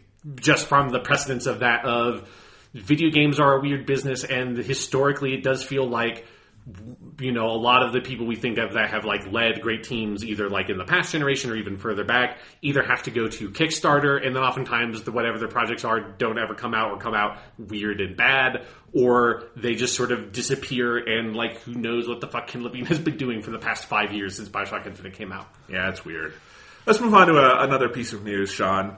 I just saw this today and I thought you'd like this. Shenmue 3, which is still a game coming out, apparently next year, but who knows. They put out on their Kickstarter page their PC minimum requirements. Right, I saw this. Because they're having people, like, sign up, do you want the PC or the PS4 version? Which is good, they're meeting their requirements. Yeah. But they said here, the install size for the PC version of Shenmue 3, they're saying, is 100 gigabytes. Great. What the hell? Witcher 3, for reference, like, biggest open world I can think of is about 47. Like, it's a normal-sized game. Call of Duty games get up to, like, 80, 90, because they have such high-res textures and stuff. Yeah. What the hell? Shenmue 3's 100 gigabytes. I can't wait to see the Switch version of Shenmue 3 that's released on 17 different cartridges. Yes. It's like you walk out of a door, it's like, put in cartridge number 3. Okay. Yeah. Yeah. It's like an old PC game. Yes, yeah. Or an old PS1 RPG, yeah. Yeah. Yeah, that just sounds to me like a placeholder. Yeah, like a placeholder. It's like, it's not going to be bigger than 100 gigabytes, so we might as well say that. And it also just feels like, because I feel like Final Fantasy 15 was another one of those games that's just like became a ridiculous memory hog. Yes. And well, because they added so much to it. They added stuff on it, but it was also just like, it feels like people are kind of like given up on compressing some of that shit, which is some of that's like, you know, you can get better audio quality and that kind of stuff, or if there's a bunch of video files, they can look nicer if you're not trying to like bump them down to meet those memory requirements, but it still kind of makes you roll your eyes a bit. Oh, it does, all the time. Because, like, Call of Duty is a good example of this, because I think, like, Modern Warfare Remastered on my PS4 is 80 gigabytes. There is no good justification for a remake of a game from 2007 being 80 gigabytes. Zero. That game fit on a single-layer DVD. Like, it's just zero justification. And I do think it is a thing this generation that has been frustrating, is just a lot of studios just deciding compression doesn't matter anymore. Yeah, it's like, hey, we can put this out on a Blu-ray. We might as well just, like, fill up the whole fucking Blu-ray as much as we can. Or sometimes we'll put some of the game on the Blu-ray and just leave the rest for a download. Yeah. And it's been kind of funny of, like, a lot of studios when they go to look at... Because for the Nintendo Switch, you do have to compress, because you need smaller memory sizes for a bunch of different reasons. And there have been some studios saying, like, we haven't thought about compression in a while. We don't know what to do with this or something. Or like, you know, a developer like Panic Button, who's been doing the Bethesda ports, has had to get really creative because, like, Doom and Wolfenstein 2 were not particularly compressed on PS4. Yeah, not designed to be like 30 gigabytes or whatever. I think Wolfenstein 2 is like 60 or something. Yeah. So anyway, weird, but I just liked that note from Shenmue 3 because it felt appropriately quirky. Yeah. I don't believe that it's going to be 100 gigabytes, but I like that number. It's just... You know, hey, we're thinking about the next generation of consoles, and I look forward to us all them coming with like 2 terabyte drives in them, and that not being anywhere near enough memory by that point. Yep. All right. Here's an interesting story this week. Kotaku, Jason Schreier, who always gets the scoops, had a story about how the headline was, Google is planning a game platform that could take on Xbox and PlayStation. Nope. Says, over the past few months, the wildest rumors in video game industry circles haven't been the PlayStation 5 or the Xbox 2. The most interesting chatter has centered on a tech company that's been quietly making moves to tackle video games in a big way, Google, the conglomerate that operates our email, internet browsers, and much more. So Jason Schreier goes on to outline that all these things they've heard about Google's video game plans is that they want some sort of streaming platform with a hardware component, and they want to try to get some big video game developers. He also outlines that Google has been trying to get into this space pretty much all decade. It's easy to forget, but they were in the bidding war for Twitch that Amazon won, which has paid off very well for Amazon. Twitch is huge. And Google has tried to get some other developers and things like Twitch, but it's always kind of fallen through. But there is chatter that they're going to be making a more heated push timed with the next generation of devices. Do you believe it, and do you think it will happen? I mean, I believe that Google is talking about it 100%. Yes. I imagine Google has been talking about this kind of shit for a while. I'm sort of 50-50 on whether any hardware actually is produced from their R&D stuff. I am 90% if the hardware is produced, it will fail almost immediately. Yes. Google is not a company that's this is not their expertise. This is, Even with their own, because they develop Android, which is obviously tremendously successful. But every time they've tried to make an Android phone, it's only gone so far. I think the jury is still out on whether the Pixel is a success. People like it, yeah. But they have not even been able to get into the hardware market for their own software. Yes, and even that hardware market is very different than the video game hardware market, where there's not a lot of room here. We're already seeing that with Microsoft, that it's Microsoft, in order to stay afloat, has had to be really competitive, as we saw last E3 with sort of trying to shore up and strengthen up their first party stuff. And it just feels like Google, there's not enough room in the tank for you guys. It feels like the Ouya, but with a lot of money behind it. Yeah, I mean, the last time someone successfully broke into the console market was the year 2000 with the Xbox. Yes, yeah. It has been 20 years. And so that means, on one level you could look at that and say, well, maybe it's time for someone else to take a swing at it. Or you could say, within those 20 years, there have been so many shifting power dynamics that even with these three studio companies, it still has been so unsettled for so long. Who's on top, who isn't. Nintendo coming in and out of resurgence, Sony coming in and out of popularity. Just the room doesn't really exist. And there's also the thing where you hear about this all the time. That Amazon wants to get into gaming, Apple wants to get into gaming, all these people. And what ultimately stops it, I think, is that gaming is not like TV. Everyone wants to get into the TV space, and all you really need is some money and someone who can write a TV show and some actors and some cameras and stuff. And a little bit of a marketing budget. Yeah. Those are renewable resources. Mm-hmm. There are always people who will want to write TV. There are plenty of actors in the world. There are plenty of directors. You're not going to run out of space to go make TV. Right. We've seen that. With video games, you very well can run out of space because there's only so many people who can do it on a technical level. There are only so many resources. It takes massive amounts of time to make video games. We have a very thriving indie scene with one or two people, small teams doing it, but that's different, And then also, it's not if you're making if Google announced today, and Google might have this, I just have no idea, a TV content streaming service in the vein of Netflix or Amazon Prime TV, whatever, Hulu, whatever. All you need to do then is go out and license movies, TV shows, whatever, and then, as you said, get some people. There are a lot of people that can make a decent TV show. As we have seen in the era of peak TV, there are a lot of people out there that can make a fucking TV show. But then all you need then is a laptop or a TV, a smart TV that can have an app, or an existing video game console, a Roku, whatever. There are a billion devices that can watch any TV show, any movie that's on those streaming services as long as you make the fucking app. Video game consoles don't work that way. It's a lot more complicated to get a video game on a dedicated piece of specific hardware. And so if they're putting out whatever, Google Xbox, Google Box or whatever, as their or the Google Station, whatever the fuck you want to call it. Google Station. The Googleplex. Yes, the Googleplex. There you go. And you put it out there on the market, unless it is literally just a PC and that's it, it's a Steam box basically. And even if it is a Steam box, people still have to do work to get the game running on there. You need to make your fucking storefront, and you need to then, if you want to be actually competitive in the space, you need to have people making exclusive games for your thing, or nobody's going to give a fuck about it. Yeah, and that's the challenge. A Halo only comes along every once in a generation. Yeah. And Microsoft gets down and prays to a bust of the Master Chief every day that they were able to launch with Halo. You know? If Halo was not Halo, the Xbox would have never taken off. Exactly. So, you need things like that. You need openings in the market. The other thing about this is Google talking about how they want to make it a streaming-based thing, Yeah, too soon. Too soon. Everyone's saying that. I wonder if genuinely people at Google look at that, and if there are people who like are not video game people and say, well, movies are streaming, TVs are streaming, why can't we do gaming streaming? Like, because seriously though, like, the angle I was thinking of it from was the like, oh, it's a bunch of people in Silicon Valley who just like think, oh, like everybody has super incredible internet, yes. And I think that is true. I think there are a lot of people that have that kind of tunnel vision over there. It's like, it's the same like bullshit logic that made the original pitch for the Xbox One. Of like, you are an idiot, you're going to get eaten up because the market is more than San Francisco, assholes. Like, yes. You need to have a bigger view for what you're doing with this fucking project, and it's that libertarian tech asshole bullshit thing we talk about sometimes on this podcast.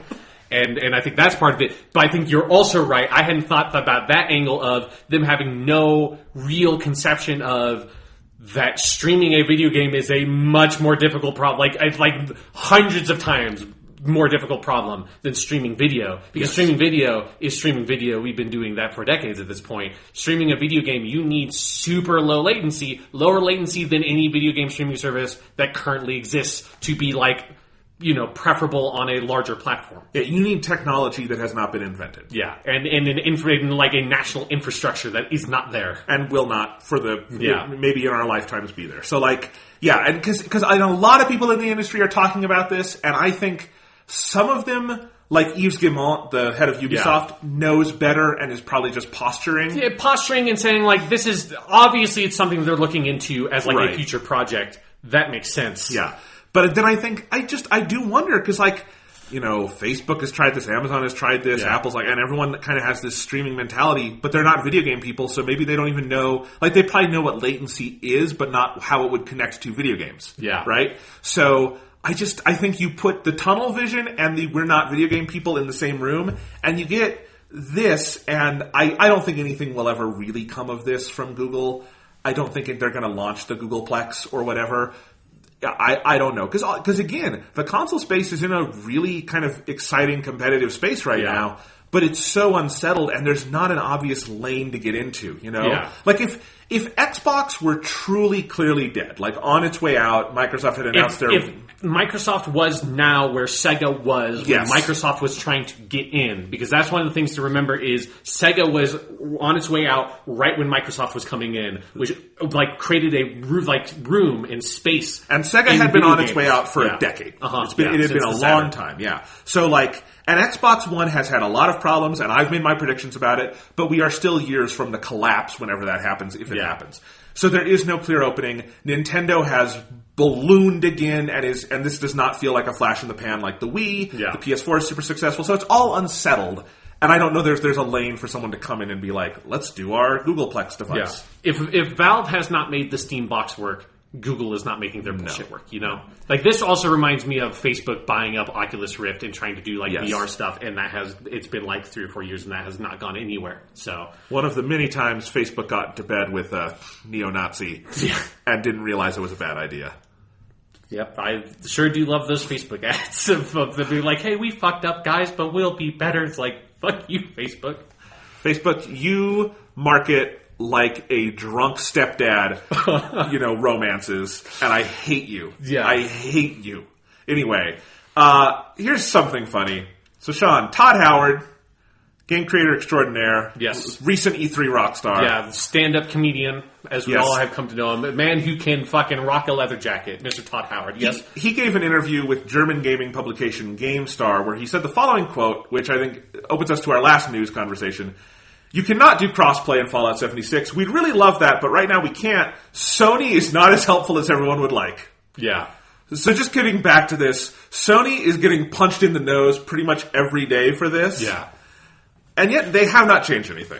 They have it's even if they have started the process of changing it, which I hope they have, it's going to be like a couple of months before it actually gets changed. Like, Sony is a big company. Like, PlayStation is a big brand. But, like, let's just rack this all up. Because clearly there is a tidal wave of people in the industry who are not at Sony wanting crossplay. Yes. Right? So you have no less than Todd Howard and Bethesda saying, we would like our cool big new fall game Fallout 76 to be crossplay compatible, but Sony won't do it. Yeah. So there's that.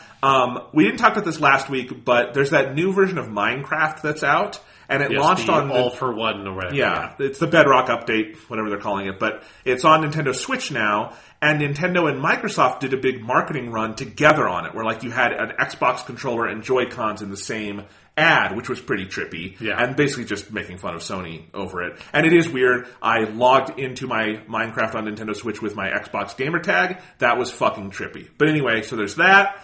I think you got on an NSA watch list for doing that.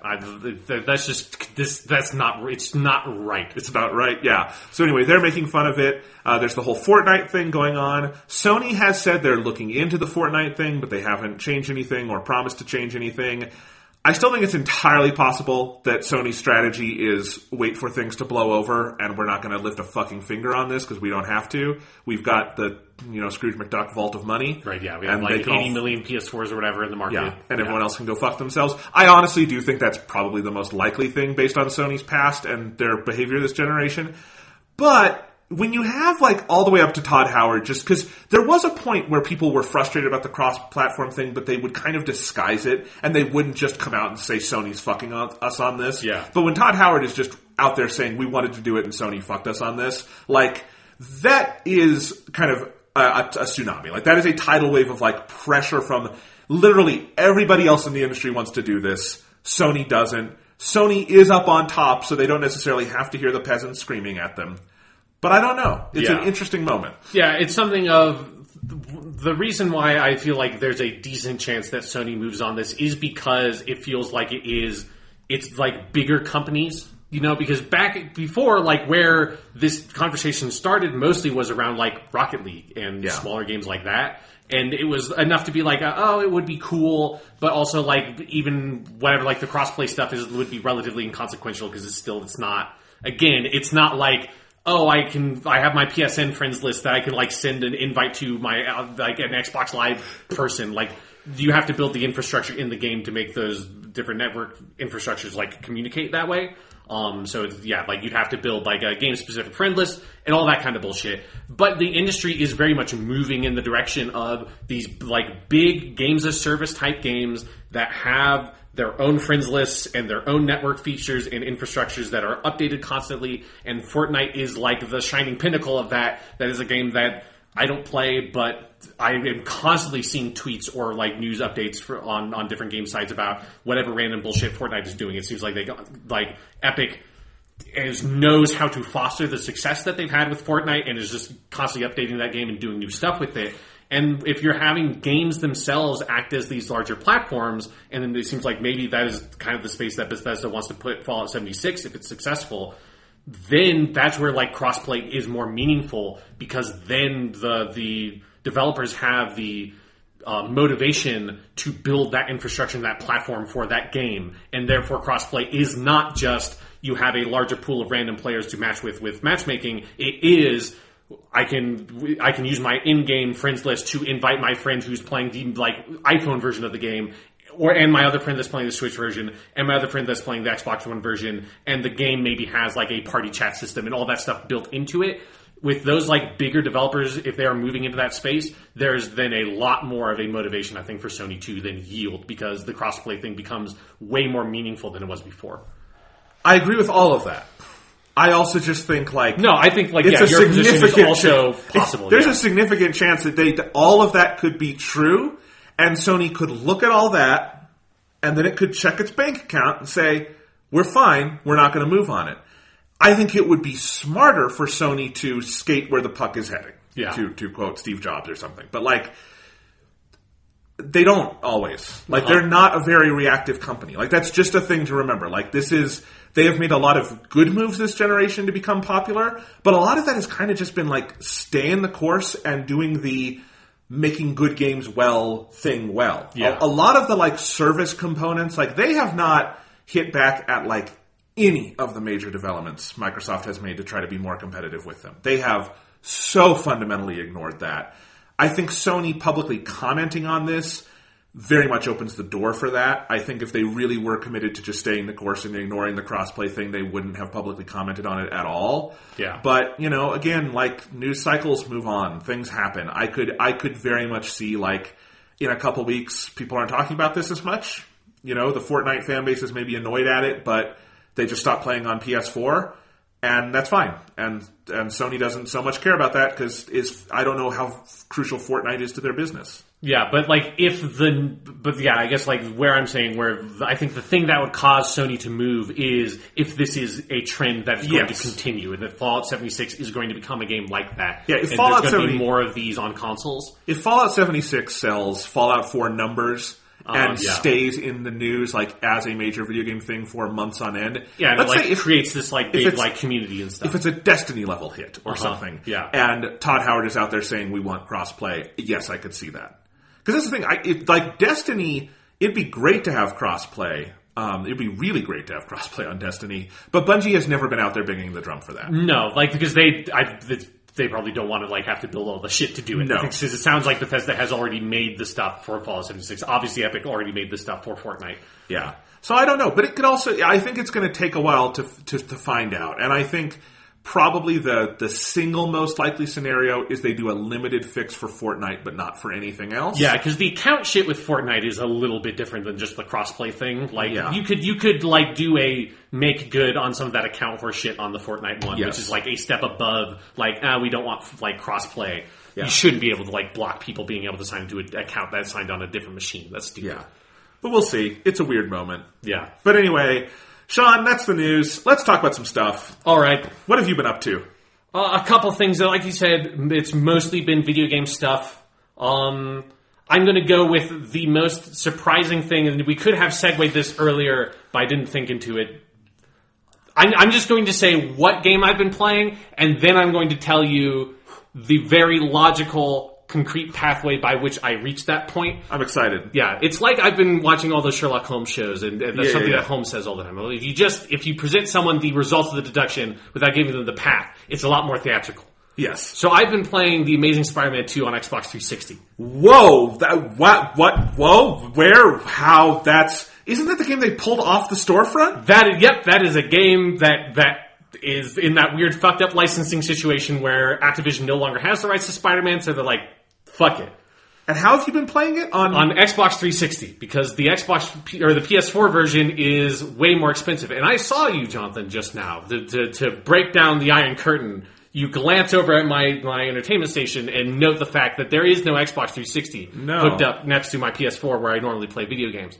That's because my dad owns an elliptical machine, which is like a cardiovascular exercise machine that is upstairs, and I use that sometimes.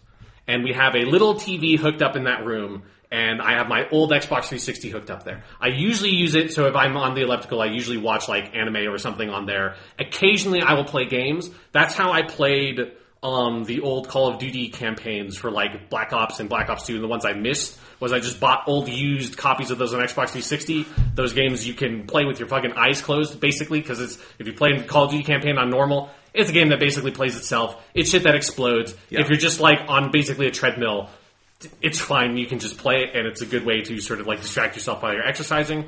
I also played in just an inhuman amount of Dynasty Warriors Gundam 3 that way, because again, that's a game that's like, I don't need to pay attention. I can just hit X, X, X, Y, and robots explode, and I'm having a good enough time that I can, burn some calories, and that's fine. And so it's like, it's a venue where I very occasionally will play an Xbox 360 game that I do not need to pay any attention to at all.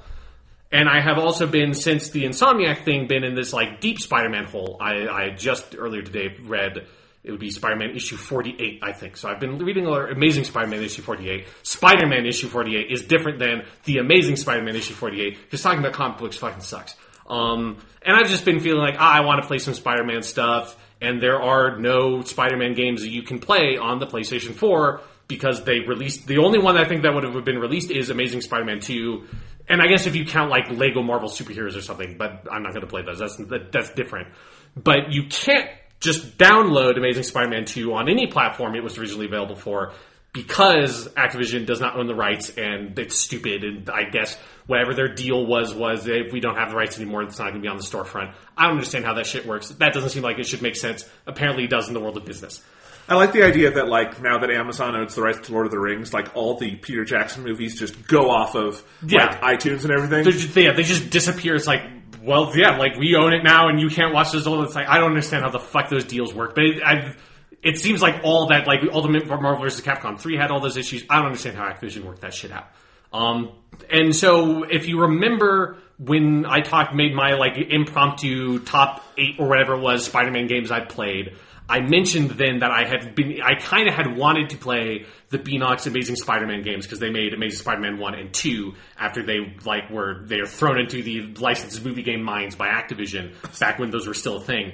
But then when they lost the license, they were hard to find, and even getting physical copies were very expensive. What I didn't put together at that time was I had this situation in which I could play a bad Xbox 360 game and not mind it because I wasn't thinking about Xbox 360 games. It was like, so I didn't check. I just assumed they would be as expensive as the PS4 one because the PS4 version, getting a used copy of Amazing Spider-Man 2 on the PS4 is like $70 or something. Jesus. That's never happening, you know? But apparently, I guess maybe they just printed a lot more of the 360 PS3 versions, which would make sense. Or they just didn't sell. Or they didn't sell, or probably both, I imagine, because because that game came out in 2014, so, a long time ago, back when there were a lot more 360 PS3s than there were PS4s. So you can actually get a used copy of that game for Xbox 360 for like $12 or something, which I was like, I am willing to pay that price to play this game.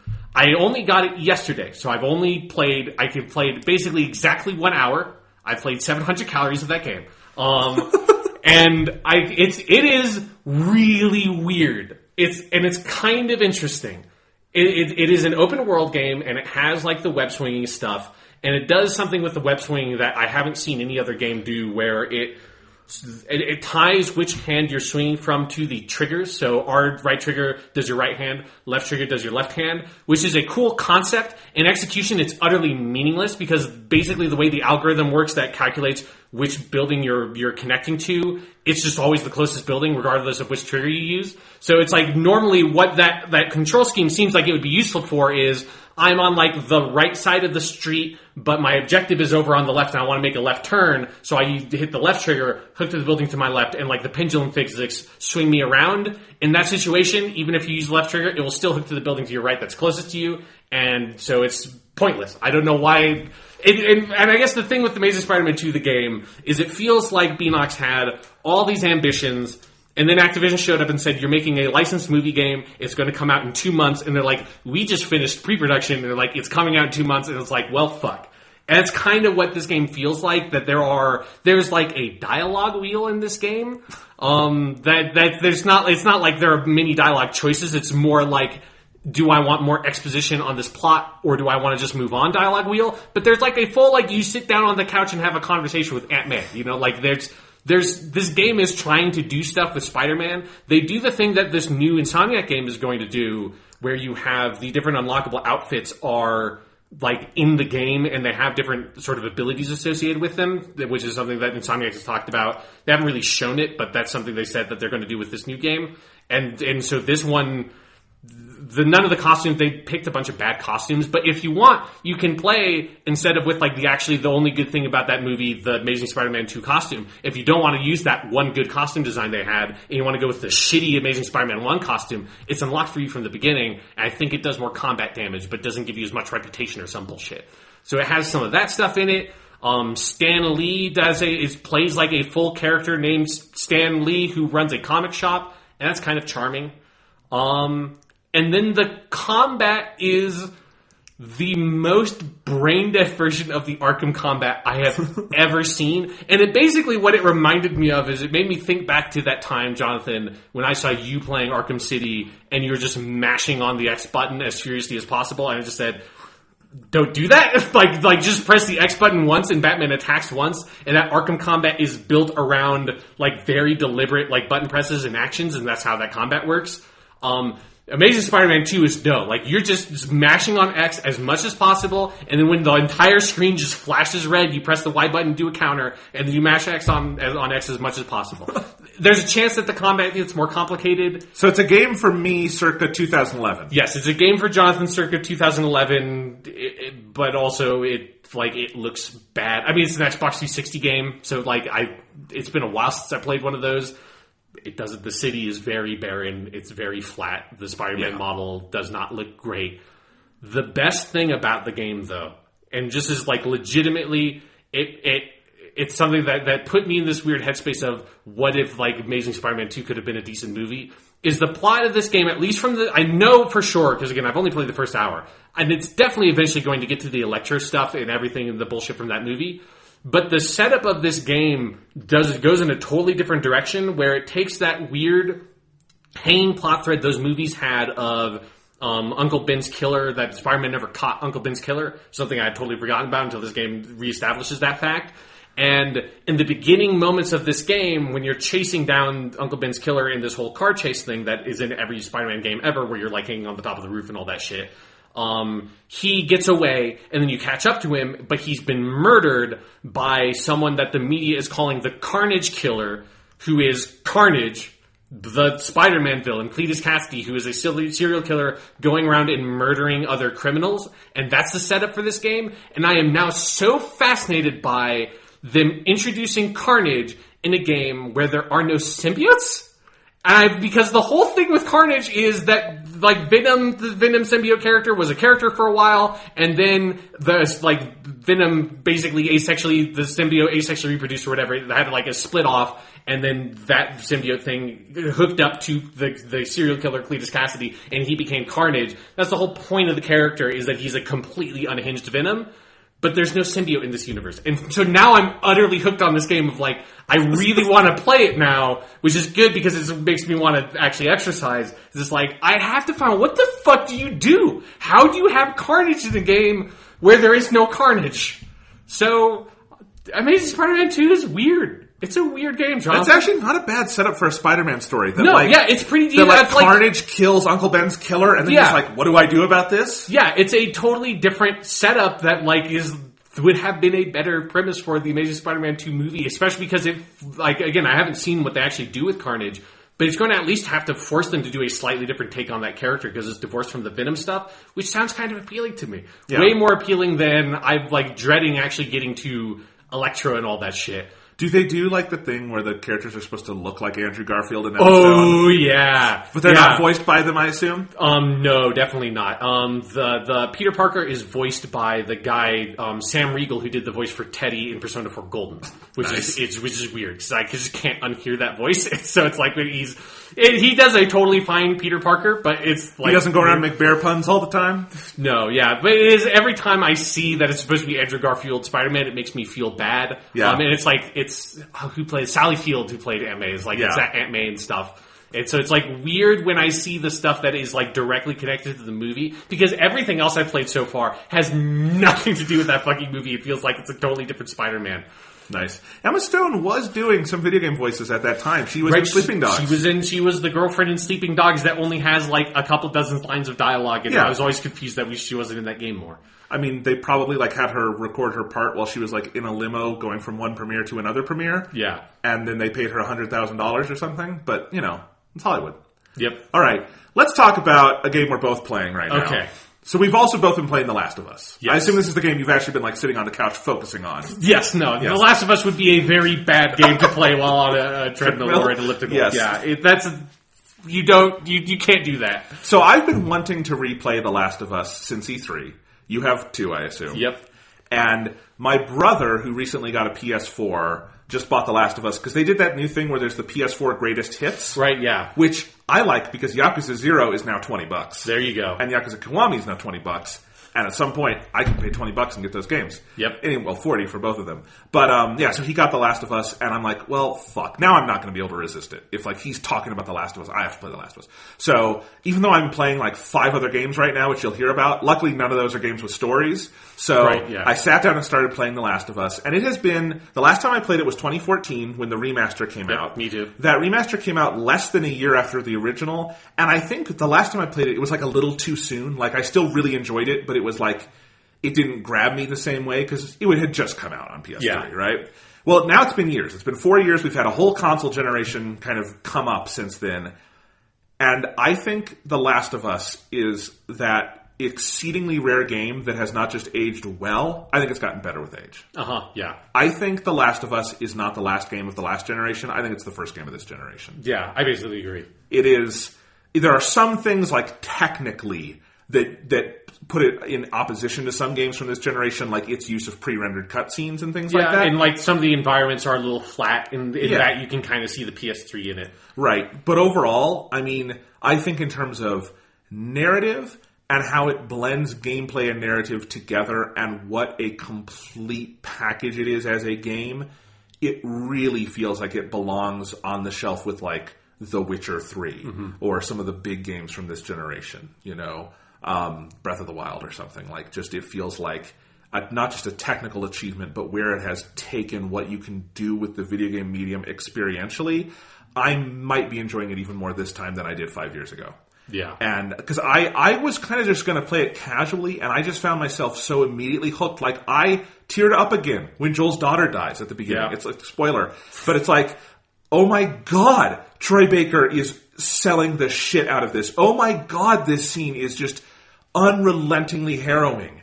And then from there on out, I don't think I've ever appreciated the opening stretch of this game so much, because The Last of Us is slow. Yeah. It is a slow-ass game that takes its sweet fucking time. Like, I still have not gotten into the point where I consider the main plot of The Last of Us has kind of kicked in, Like, I'm on the journey with Ellie.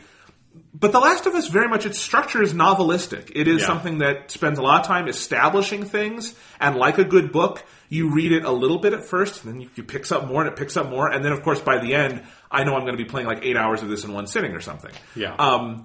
But I'm just amazed. I really do think, like, as a gameplay achievement, The Last of Us, I did not realize how much. It's been 4 years since I played this. Every single combat encounter in this game, and I don't mean section like Pittsburgh, I mean every part in Pittsburgh where you meet enemies, is etched into my memory like it happened to me. And I remember every inch of it. It has not necessarily made it easier because it's a hard fucking game. But like it is like the combat and the stealth and all those mechanics are so perfectly tailored to put you in the shoes of Joel and Ellie, and the environments for those combat encounters are so exquisitely laid out to maximize tension and what this game wants out of you, that like I think it is still one of the most riveting games to play. And I also still think there's something radical about how much time it spends just having you walk around and look at things that I think we're still catching up to. Yeah. So we're going to do a bigger piece on this at some point. But The Last of Us is amazing. You go. Yeah, so because it is something that it feels like you said, the sort of the memory thing is something that has just struck me a lot playing it. There are games that I have gone back and replayed bits of that I had played 2 or 3 years ago that like are totally fresh to me. And this is something I haven't played 4 years ago, and then like 5 years ago when the first time through. And there are, like you said, every time I'm coming up on like where a combat encounter is, I remember. Yep. I'm seeing this thing. It's like, it's this combat encounter. And then I also remember specifically, it happened to me very vividly in the section where Ellie has the rifle and is covering you. And I saw, I handled that section in a totally different way than I had played it the last 2 times. And then when I was like kind of walking around the area to pick up like the last little, make sure there wasn't any ammo or something I was leaving behind, I went to a building and turned a corner and saw this wall and immediately flashed back to, oh right, like this is the first time I played this game. This is where this is how this combat encounter went, and it went nuts, and I never went up on this catwalk that I did it this time. I like went around and in this building, and like kind of like went around this building and lost them in it, and then like did a full like stealth, like, started stealth, broke stealth, and then entered stealth again by hiding in this building, and then while they were looking for me in this little building on the side, I like picked them off one by one. And I had a total flashback to that encounter, which is something that almost never happens to me in games. Like, it's only my absolute favorite games, like Ocarina of Time or Halo 1, and even then it's only, like, very periodically, and I feel like it happens constantly in this for me. I actually had been, because we did our big Halo 1 playthrough last year on our YouTube channel, and I found myself thinking about this game on the same terms I do Halo 1, where and we talked about this, Halo 1 is pretty much a perfect game in how its campaign is laid out, in just that everything in it is there to challenge you in a specific way and build the pace of that game in a specific way. And The Last of Us is like that. This is a game that takes its time, but there's also no fat on its bones. Yeah. It really, if it's throwing something at you, it is there for a very specific, both gaming and sometimes narrative or atmospheric reason, and it is a challenge with actual meat and dimensionality to it. And I think that is an exceedingly rare thing in a video game. Yeah. Because there are plenty of video games that are great, that are A-plus all-timers, but you could not say that about them. You know, I'll also say one of the reasons I'm playing The Last of Us is that I was playing the Tomb Raider game, and it was disappointing, and it just made me want to go play a Naughty Dog game, so I'm playing a Naughty Dog game. Yes. And one of the things I realized playing Tomb Raider again is that the combat has no rhyme or reason in Tomb Raider. They're just all over the place. It's there because it needs to have a combat system. Yeah, and it's, at least in the first one, the second one paces it better, but in the first one it's just kind of constant that you're fighting people. They kind of come out of, you know, hiding places at random in the middle of an exploration part or something, and you shoot them all, and there's not much challenge, and the rooms aren't laid out in ways that makes them feel like these glorious puzzle boxes or anything. And it also doesn't make me feel like I walk away from those with any real understanding of my place in this world. And that's okay. You don't need that for a game necessarily. But Naughty Dog does it so well, and particularly in The Last of Us, because I come out of like every combat scenario feeling closer to Joel. Because I feel like I am in that body more. And it is a game based on such immense physicality. Like, so my brother's playing it, and he's not sure how he feels about it yet, which I had to stop. I was going to say, that's where I was at this game when I first played it too, Thomas. I was like, you know what, I'm just going to let him experience it, and hopefully he comes around to my way of thinking, we'll see. But like, that very much, it is a game to me where like, you kind of have to learn what it is, because it falls into no genre. Yeah. Like Thomas said he wasn't enjoying the stealth mechanics much, and I wanted to say it's not a stealth game. It has stealth in it. But what it is it's not Hitman. It's not a game where like you can do everything stealthy and then walk out of the building and like straighten your cufflinks and be all cool. It's not that. There are very few encounters in The Last of Us where you can genuinely get by everything with stealth and then walk away unscathed.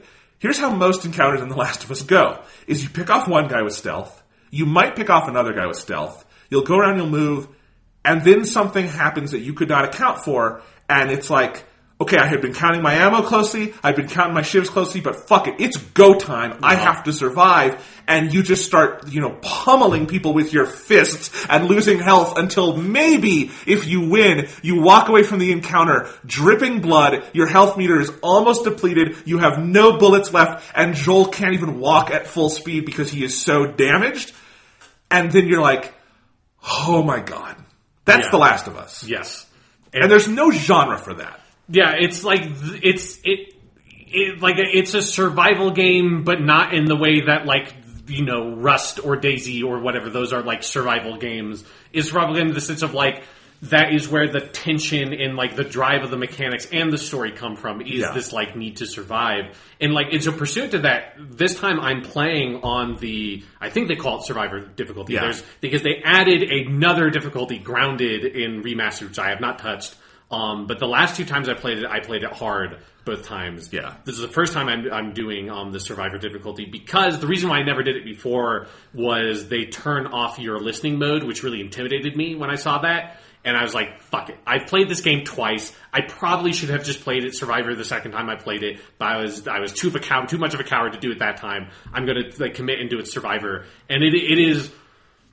like The Last of Us is one of those rare games where the different difficulty modes change what the game is. Like fundamentally, Last of Us on normal like must be such a because I know like hard and Survivor are very different. I've never like played anything of The Last of Us on normal. I haven't either. Yeah, but I can only imagine. My vision of The Last of Us on normal is you enter a house and every single like drawer has something in it. And, like, every room has a little, like, health thing, and because on hard, stuff is scarce. On Survivor, it's like, you get, like, 1/4 of a thing of, like, scissors or, like, the cutting stuff for your crafting supplies, and it's like, I need to have a birthday party. Like, I just cleared 3 houses and found fucking jack shit, but, like, a screw on the ground that I can maybe one day turn into, like, an extra bullet I can put to my pistol.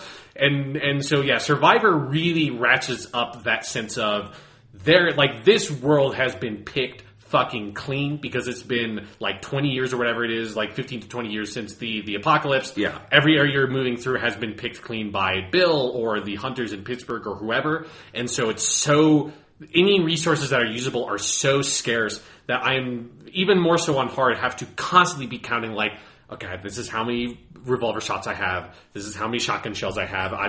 I've been running on 2 arrows for the longest time in this game because they're fucking not giving me any goddamn arrows, and luckily, the arrows oftentimes don't break when you use them. It's just like, I'm fucking using up those arrows. I have thrown so many bottles in people's faces, and just throw a bottle in your face, run up and hit you in the face with a baseball bat to finish you off. Like, playing on Survivor has really made me, pushed me to the edge on that game in a way that now I feel like I'm never going to be able to go back. Yeah, I wound up playing it on hard again. I started Ungrounded because I was really interested in it, and I couldn't get past the first combat encounter. Yeah, I think Grounded, they do 3 times damage or something. Survivor, they do 2 times and damage. They also take off all UI, so you cannot count your bullets. You have to go into the menu to see it. It's hard. And I contemplated doing Survivor, but I didn't know I was going to be this engrossed in it, so I went to hard. It's still plenty fucking hard on hard. Definitely. So, I'm enjoying it. I might still bump it up at some point to Survivor, midway through, just because, now I have my feet under me again. Because that's the other thing is, it is so different than other games, you have to kind of relearn it when you go back to it. Yeah, there is definitely an adjustment period. But, it is... Let me tell the story of my favorite one so far I've had in this run.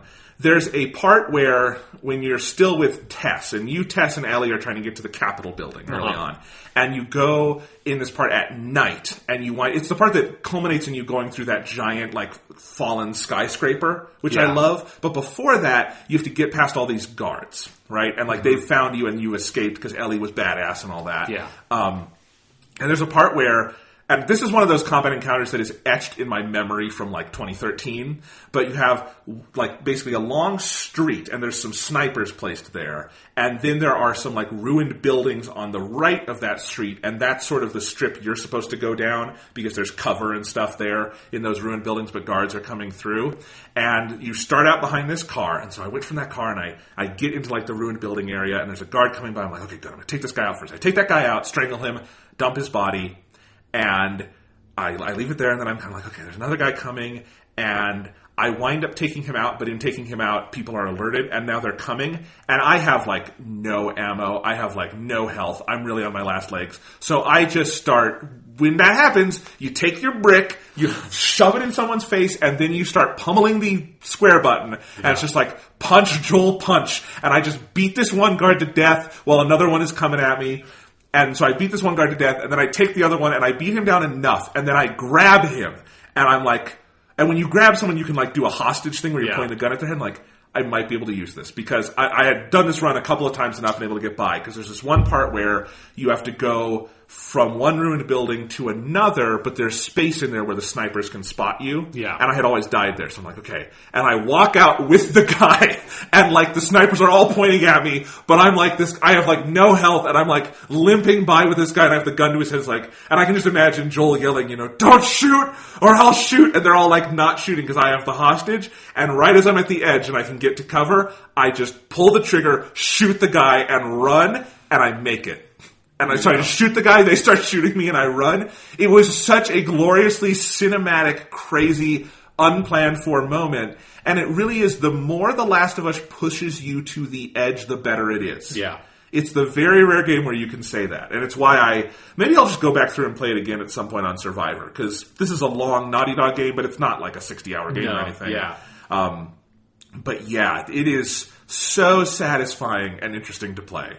And not having that listen mode, so just changes, because it makes having to engage with the stealth is so much more demanding when you don't have, your Superman, Batman power of I can just see people through walls if I'm ducking down. Even then, the listen mode is not as, generous as the detective mode is in Batman, but it is, that nice little helping hand, and you have to rely so much on natural audio cues and, really having to count and track.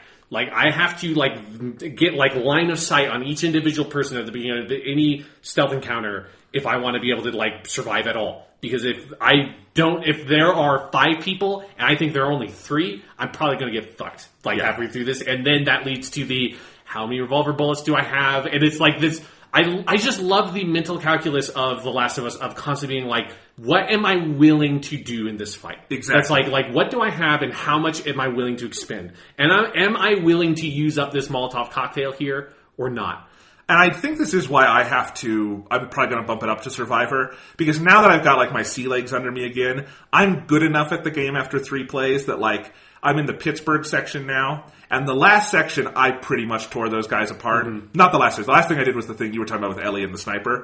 Right. But it was before then when you're in the hotel. Because I had enough shotgun ammo that I basically just tore them all apart with the shotgun. And I was like, I feel a little too much like a superhero here. I should probably bump this up. Yeah. So, but thinking of how like every bit of resource and how like your constantly counting thing is really precious reminds me of something fucking stupid that happened in this.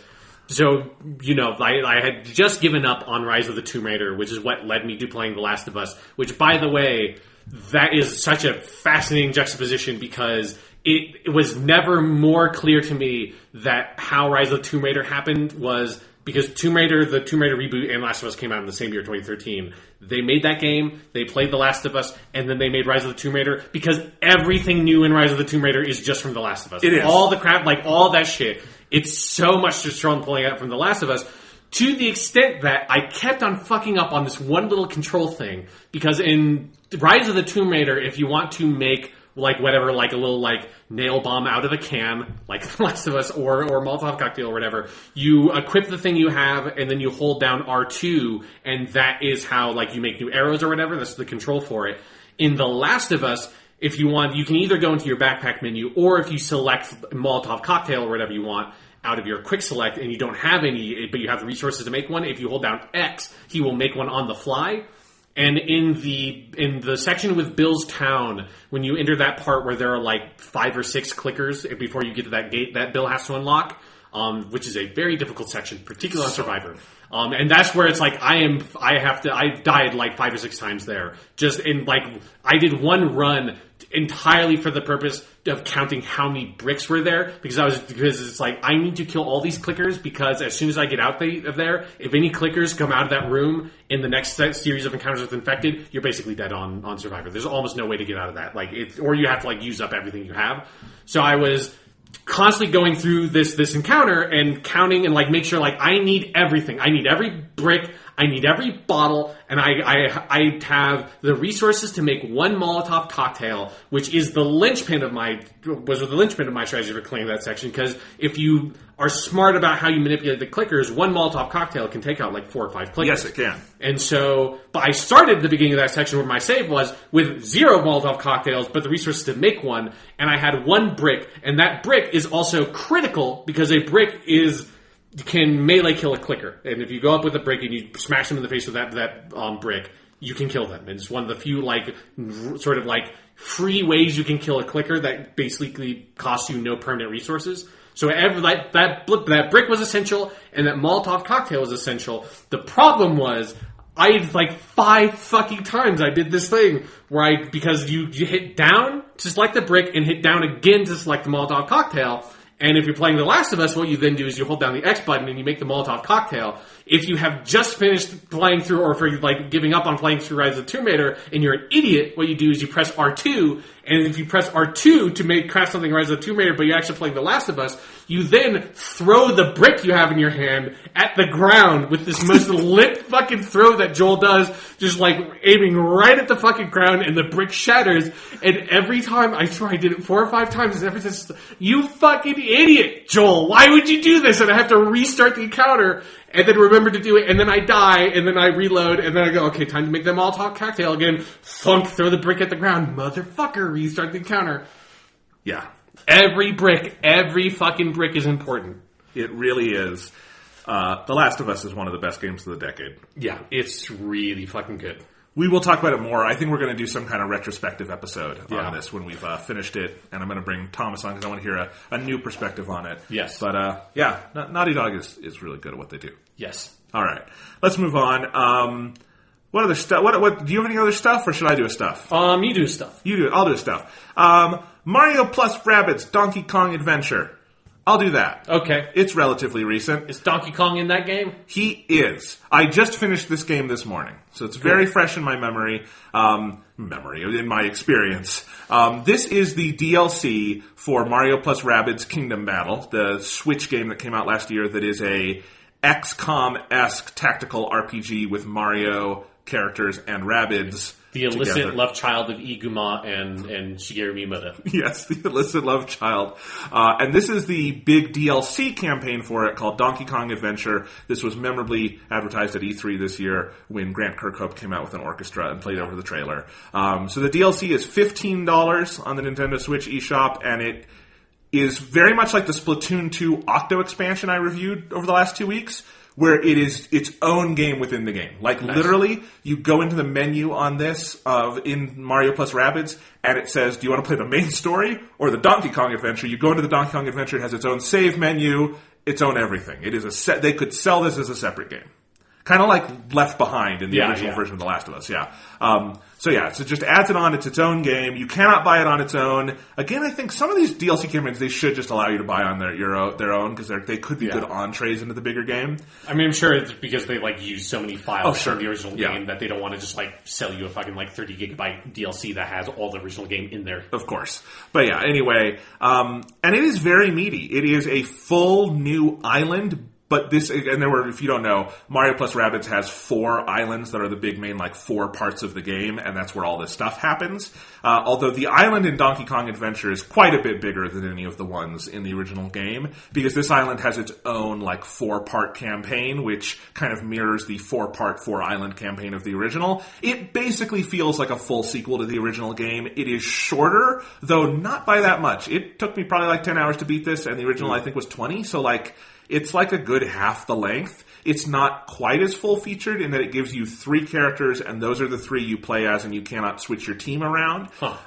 Because, it's just the way the story is set up and everything. But other than that, it is basically a full sequel. It's all new combat scenarios. The island is an all-new place. If you'll remember in the original game, between every combat encounter, you would have a big section where you could go do puzzles on the island and find things and explore, and that's all there. And frankly, that stuff is as good or better than it was in the original game. There's some really crazy puzzles to solve that were really hard, and the island is fucking beautiful. This is a gorgeous game and it just looks amazing on the Switch.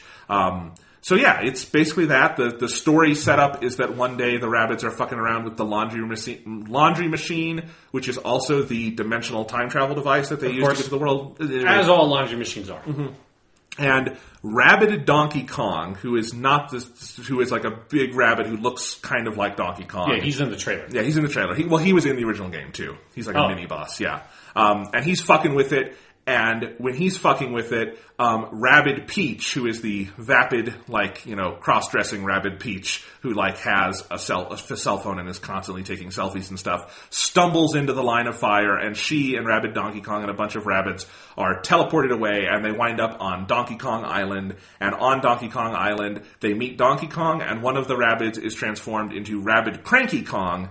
And meanwhile, Rabid Donkey Kong, the evil Donkey Kong, he has decided that he's going to take over this island, and he has taken the washing machine, and you have to go around and find all the parts to repair it, and then confront him to get back home.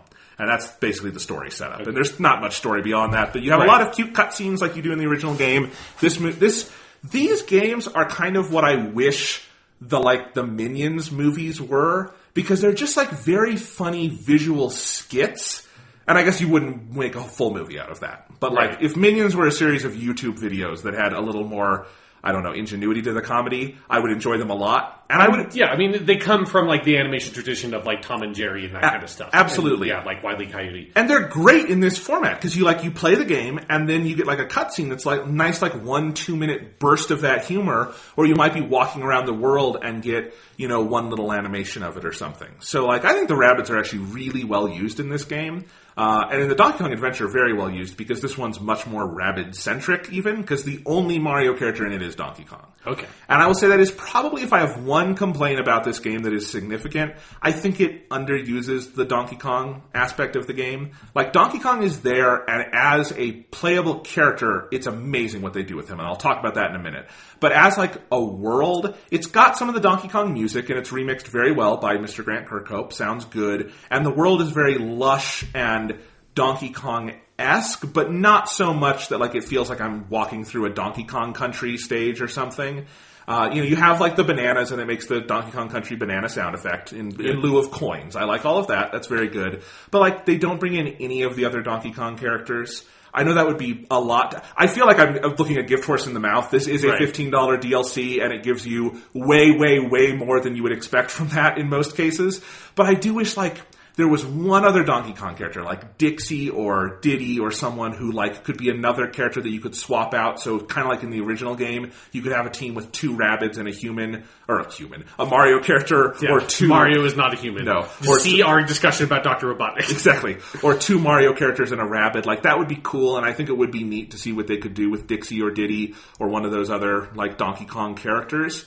But they don't, and you don't even encounter them. Like, you never see Dixie, Diddy, real Cranky Kong, any of those. They're all on vacation. They're all on vacation. So it's just Donkey Kong, and outside of combat, Donkey Kong doesn't do much. Like, he's at the end of the line of characters you're walking around with, because at the front is Beepo, the little, like, robot machine who you follow around. And that's how it is in the original game. But in the original game, it would be Beepo, and then Mario, and then the other characters. So you felt it was very Mario-centric. In this, it's Beepo at the front, and Cranky Kong, because he cannot walk fast, is riding on Beepo, which is very funny.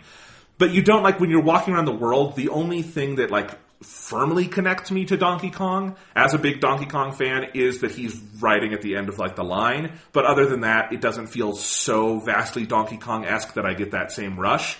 But what you do get is basically, like I said, a more or less full-featured, like, sequel to the original game. And if you liked Mario plus Rabbids Kingdom Battle, you're gonna love this. It is more of that done very, very well. Pretty much like in the original game, every single combat encounter is creative. It is different from the other ones. It has really, like, ingenious map layout that makes you use the different mechanics in very interesting ways. It is challenging. I don't think it's as challenging as the original game in terms of, like, overall scope. Like, there are parts of it that are more challenging than, like, Worlds 1 and 2, but not as challenging as Worlds 3 and 4. It never gets, like, to that place where I really want a tactical RPG to get, which is, like, how the fuck am I ever going to beat this? Yeah. Like, in a Fire... You don't have, like, the existential crisis that you want to reach. Exactly. Which, to be fair, Mario plus Rabbids totally got me to several times, even though there's no permadeath. Like, it still was like, how the fuck do I do this? Because that's the brilliance of Mario plus Rabbids. I talked about this a lot last year, because this game was even on my top 10, of, like, it is such a focused version of that tactical RPG thing, because you only have 3 characters, there's no permadeath, and the mechanics are much more limited, and that means it kind of opens up what you do on the actual maps so much more than in a standard tactical RPG. It's really interesting. And this one definitely has that. I don't think they push it as hard as, like, my preferences would maybe go, but that's okay. That's not a complaint. It's just, like, a personal thing. It's still very fun to play, particularly because the 2 new characters, Donkey Kong and to a lesser extent Rabbid Cranky Kong, are really fun to play with these mechanics. Like Donkey Kong, they've really kind of reworked the basics of Mario plus Rabbids for him, where, like, a lot of Mario plus Rabbids is about movement. More than even a lot of other tactical RPGs, like how much you can get around the map and how much you can fudge your base movement speed with different things on the map and things you can do with your teammates is a huge part of strategy in that game. And that's what Donkey Kong is all about. Because he can rip up, like, cover off the ground, or he can rip up enemies or even your allies and throw those at enemies. And that's one thing. So you can also, with your allies, you can get them further than they would normally go by having Donkey Kong throw them. Nice. He can carry that stuff all around the map. There are places on the map, there are DK tiles where you can go to, and those are on high points, and he can swing from vines over the map to other places. There are maps in this where you can have DK basically circumnavigate the entire map in one turn if you want him to, and you can get him all over the place, and he can do these different power moves. And it's really interesting, and I think that is one of the things that maybe makes the game a little easier in my mind, is that it opens up so many potential strategies and he has so many powers, but they also build a lot of the combat scenarios around that, of like, what can Donkey Kong do? Because sometimes they will throw some crazy shit at you, and like the par time, if you want to get like the highest scores, like do this in 3 turns, and I would look at that and normally say, that sounds crazy, but with Donkey Kong, I'm like, I can do that, because I can, like, there's these, like, 3 giant guys who have shields and I can't attack from the front, but I could take this little guy and throw him on the shield guy, and then I could move all the way across the map over to them, and then I can use his special power, which is where he plays the DK Congas from Donkey Kong Jungle Beat, Yeah. and he draws in enemies to him, and when I draw in all the enemies to me, I can then use my ground pound move, which does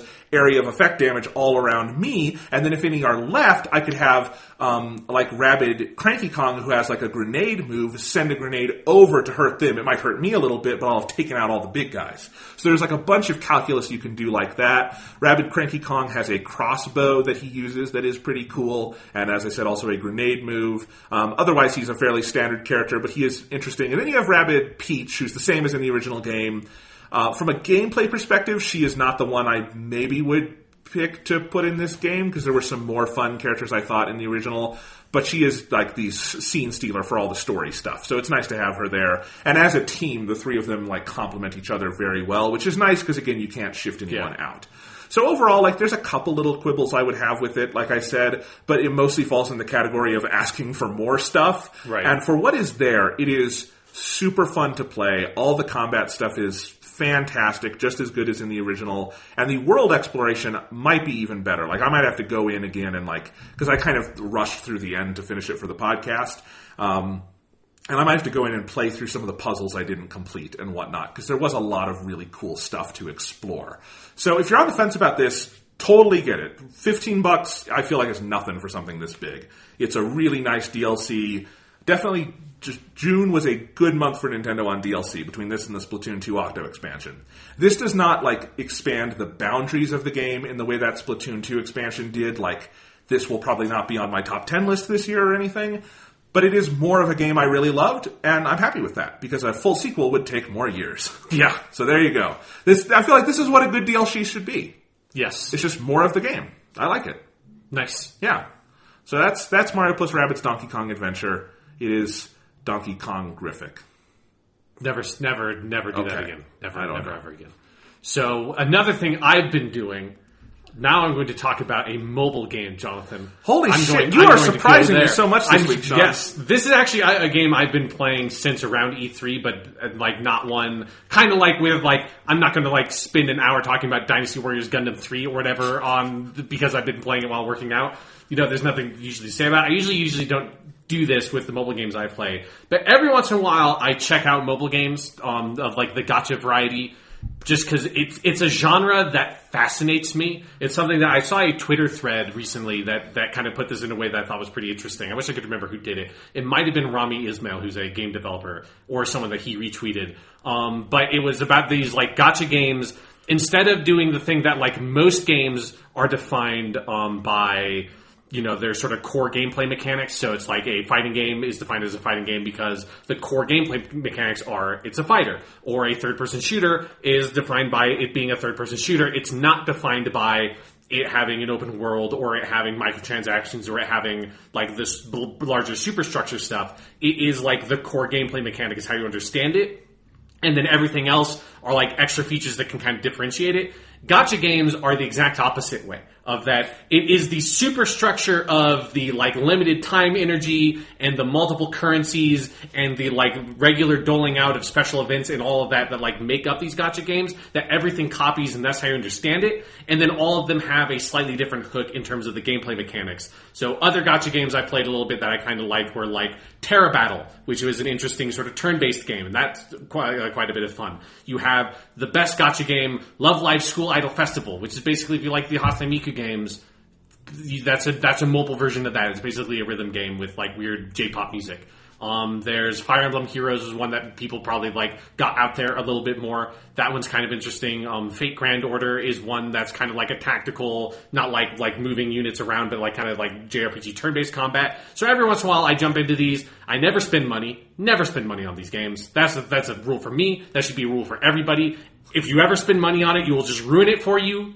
And you'll either spend way too much money on it, or you'll spend like $2 on it. Because I've spent like $2 I think on Terra Battle once, and I couldn't play that game anymore because I felt stupid because I didn't get anything good for spending money. Like these things are designed to exist on treadmills, right? And they try to seduce you into spending money. And as soon as you give them money, you either like have such a low opinion of yourself that you just keep throwing money at it, or you have a good enough opinion of yourself that you just walk away from the game forever. It's like paying for sex. If you do it once, you're never going to feel good about sex again.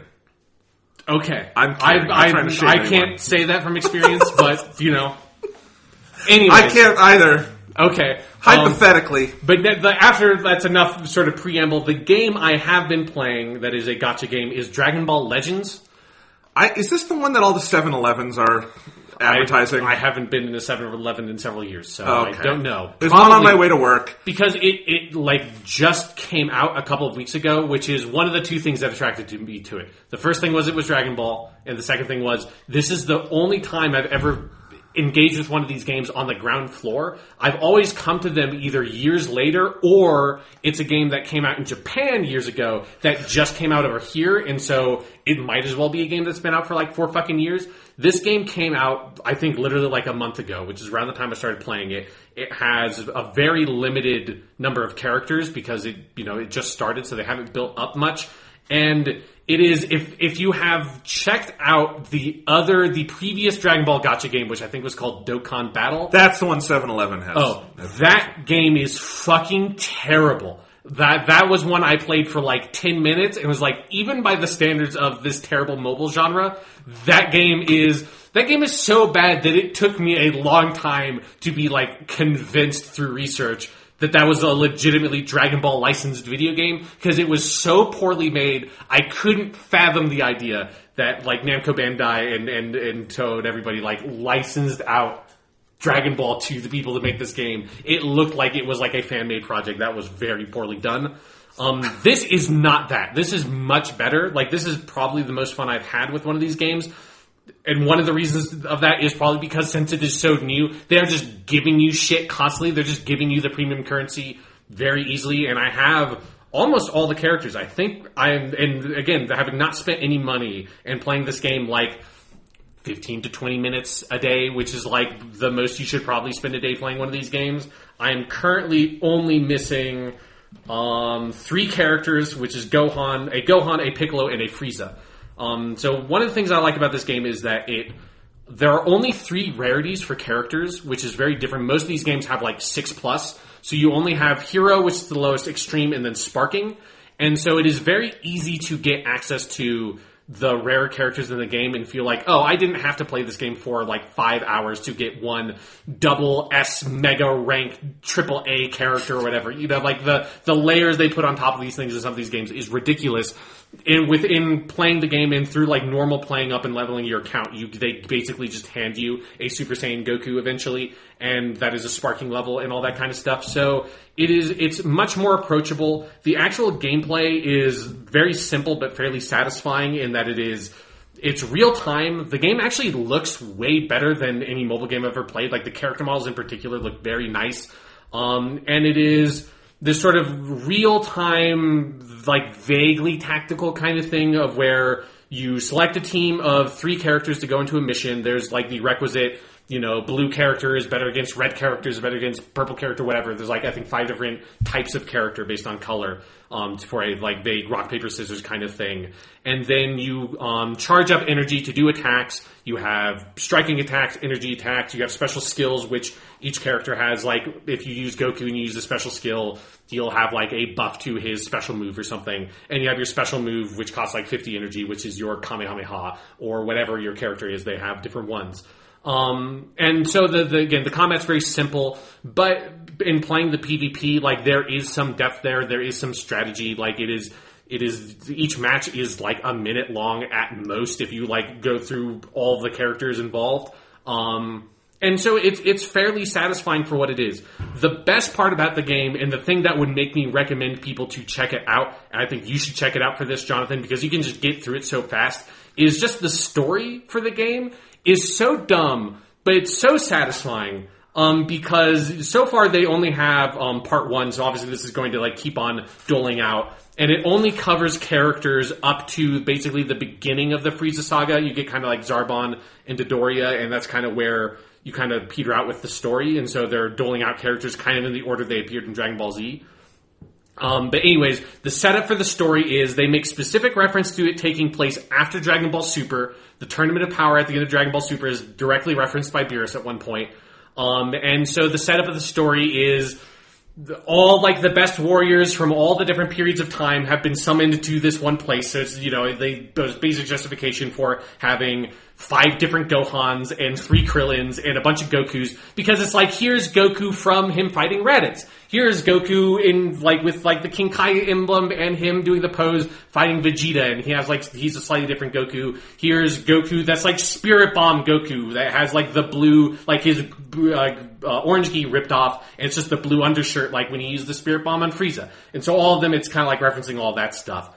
But the thing that makes the story really work and is, I think, so much fun is you are sort of cast as this new original character made for the game named Shallot, who is a Saiyan that is they don't really reveal who he is because he has amnesia, because of course he has amnesia.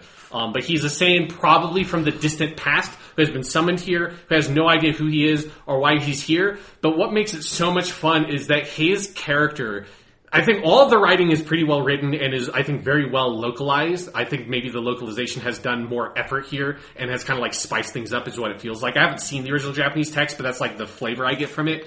And Shallot as a character is just like the Saiyan id. He is so just like, all he wants to do is fight and eat. And if you think that that's what Goku wanted to do, you haven't seen this dude, because like all of his voiced lines, like most of the story is not voiced, but every once in a while he gets a voiced line, and then if you use his character in the combat, he has like, he's voiced in when he wins and stuff like that. He has a couple of lines that he'll say. And everything is just like dialed up to 120%. He's just like, let's go fucking fight! Yeah! Obviously it's all in Japanese. I think maybe there are English voices, I just turned it on to Japanese immediately. But he's just so amped up for everything all the time. All he wants to do is fight somebody. When he's not fighting somebody, all he wants to do is eat. And the localizers have taken so much life and humor to that basic premise for the character that it does really make it a lot of fun to just go through that story. It's so basic. There's no like drama or theme or anything to it. It is just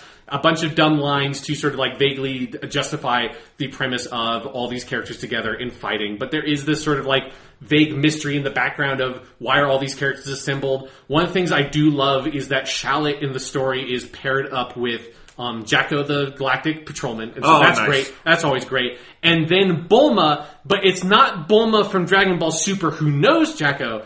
It's Bulma from the beginning of Dragon Ball with like the ponytail and the blue and the pink shirt. And so it's like that like really young 16-year-old Bulma who the only thing she wants in the world is to get the Dragon Balls to wish for a boyfriend. It's that Bulma, Jacko. Like this, again, a Bulma who doesn't even, I think maybe has met Kid Goku, but Saiyans had not even been like, that was not a twinkle in Toriyama's eye in the world that this Bulma comes from. And so her having to interact with Shallot, this just insane Saiyan, and Beerus shows up, and Whis, and Gohan and the other characters.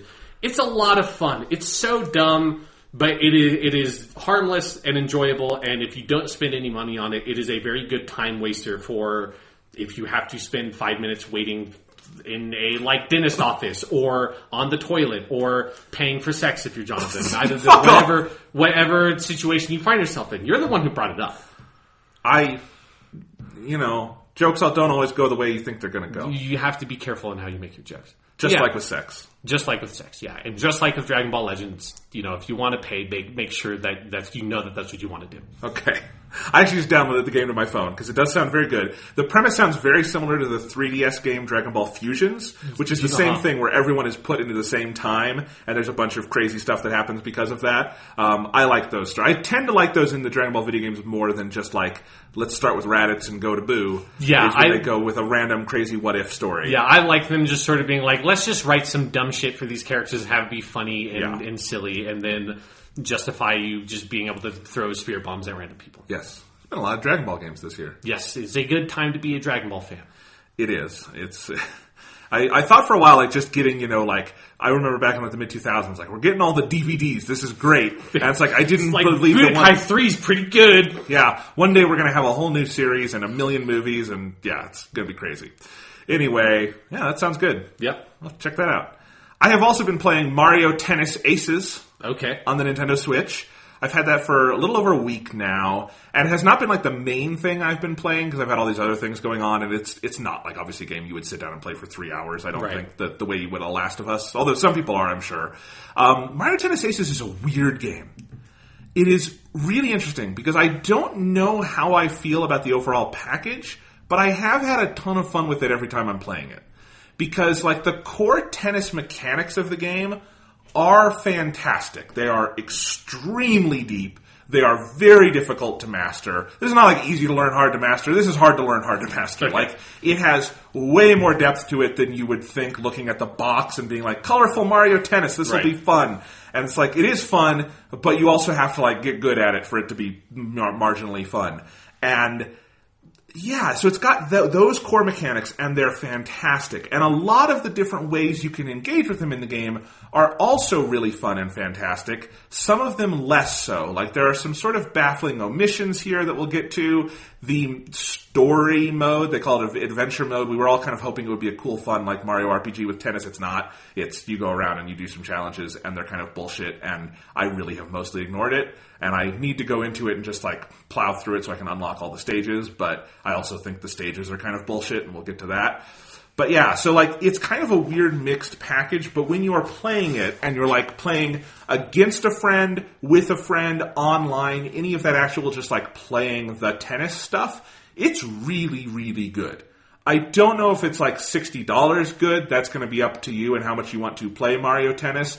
But I have found it interesting because I don't know the last time I paid for a Mario sports game.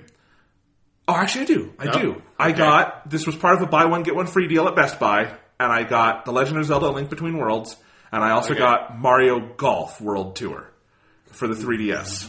If memory serves, I think people were lukewarm on that. That's a good one. I like that one. It's a really good golf game. It's very fun. It's difficult but good. Like, it's very deep. It's I think people liked that one because the 3DS had a ton of these. It also had like Mario Tennis Superstars or something, and it had Mario Sports Superstars is where they did them all in one package, and no one liked that. But they also had Mario Tennis Open. They had Mario Golf World. I don't know. It doesn't matter. But anyway, before Mario Golf, I don't know. I've rented a lot of Mario sports games in the past. Yes. Like on the GameCube and the N64. But I never really bought one. But I love the Switch. This seems interesting. I'm going to try this out.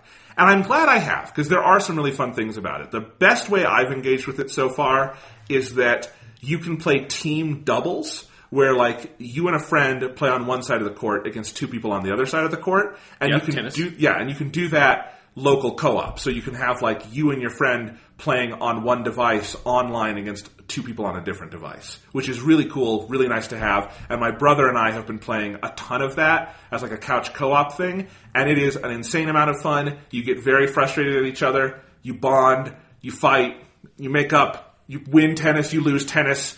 You fight people who have no idea what they're doing. You fight people who have some idea what they're doing. You fight people who are clearly pros, and you need to get out of this match immediately because there's literally no way you can return any serve they do because they've just completely broken down the mechanics of the game.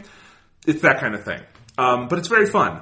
So I like that. Like the co-op stuff is really good. A+ to that. And when you're also just like playing against someone in real life on one Switch, that's very fun. All the online stuff is the online is very good. My connections have generally been very good. I had one match today where the lag was so bad I literally couldn't play and I lost, and I felt bad because it was in the tournament mode and I had actually advanced a couple of rounds, which is pretty hard. And then I was against it was Waluigi. Just that motherfucker. That motherfucker, and it was laggy, and I was just watching Waluigi laugh, and I couldn't even move around the court. He was probably cheating. Anybody who would use Waluigi is probably cheating. Yeah, Waluigi's annoying. But anyway, let's talk about the mechanics, because this is a weird tennis game. It is not like straight up tennis that is in the game, but layered on top of that is, like, people have compared it to a fighting game, and I actually do think that is a really apropos metaphor, because like a fighting game, there is so much to get your head around here. Like, we talked about this with like Dragon Ball FighterZ earlier this year, where like when you go online in a fighting game and you don't really understand it, you're just going to get your ass kicked so fast it's not even remotely fun. Mario Tennis can kind of be like that. And that was a weird adjustment period for me to go through. I don't think this is as hard to learn as like the average fighting game. It is still in the core format of tennis, which is very understandable. Right. And it is still a Nintendo game that's fairly approachable. But like, So you have the main tennis stuff, and you have three kinds of serves mapped onto A, B, and Y on your controller. And those are three different kinds of serves you can do. And then X, you can do either lob the ball or you can drop shot the ball. So like those are already 5 different moves you can do with the 4 face buttons. And then you have to do different directions with them on the control stick. And you can move around the court, of course. But you can also hold any of those buttons to charge up your move. And if you charge it up, it's going to go further, harder, faster, right? When you're charging up, it adds energy to your charge gauge. As your charge gauge goes up, you can do more things. Like you can hold down the R button to slow down time as the ball is coming in, and you could get to it more efficiently. But that's really something that you're only going to use kind of as a newbie. Once you're past that, what you use the energy for is a couple of different things. There are special things you can do to get a star zone shot where a star will show up where the ball is going. And if you get there and hold down R and hit your serve, you'll do this special thing where it goes into this like special zoom mode. You use the gyroscope thing to like move the ball to a certain place on the court, and it's going to go extra hard, and the person can try to block it, but if they don't block it right, they're going to take damage to your racket. If you get a full gauge of energy, you can do a really special version of that where you just hit L. It auto does that. You aim, you throw it, and unless they're really precise, it'll just break their racket outright. And in some forms of the game, you just win if they break their racket. In some forms, like the tournament, they have like 2 or 3 rackets, and you would have to break all of them to literally KO them is what comes up on screen. Hence the fighting game thing. You can also use your energy to do special moves where, like, if the ball is too far away for you to get to, you can double tap X and your character will do a special animation to jump over there in time to hit the ball. And you can do that, although you have to be very precise with it. You can go backwards, front, or side to side doing that. And I think that about explains the basic mechanics of it. But do you see what I mean? Of like, that's yes. More than tennis? At no point did you say like backspin or lob or. Like, I said lob because that's okay, X, you did. yeah. Okay, yes. It's like, but some of the stuff I know of having played some tennis myself in the past. Yes. Backspin, I don't remember slowing down time or breaking rackets. No, but backspin I think is B. I don't know. The A, B, and Y are like they're like backspin, topspin, something like that. It's not so technical in that direction that I pay much attention to that. Other than lobbing and drop serves, those are really important to get good at for online play. But yeah, like so you have all of that, and think about, like, in an actual game, mixing all of that together and all the things you can do with it, all the things your opponent can do with it. If you're playing doubles, all the things multiplied to the power of 4. There's a lot going on in this game. There's a lot to keep your head around. And when you are playing it, especially against an actual person, not a computer player, it's really exhilarating. There is so much going on. You get really into it. Even if you're getting your ass kicked, there's just kind of so much to think about while you're playing the game.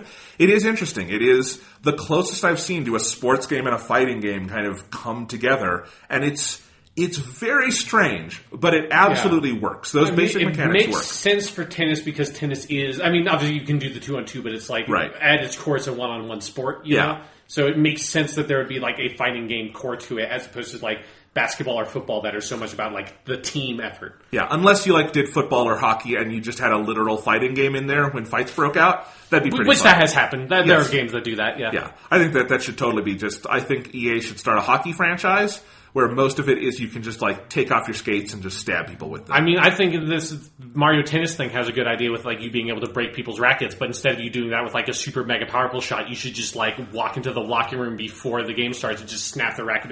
No, don't snap the racket in half. Do like the cartoon thing of like smacking it over their head and like the netting all breaks and it's like around their neck. They have like a big cartoon bruise around one eye. Yeah.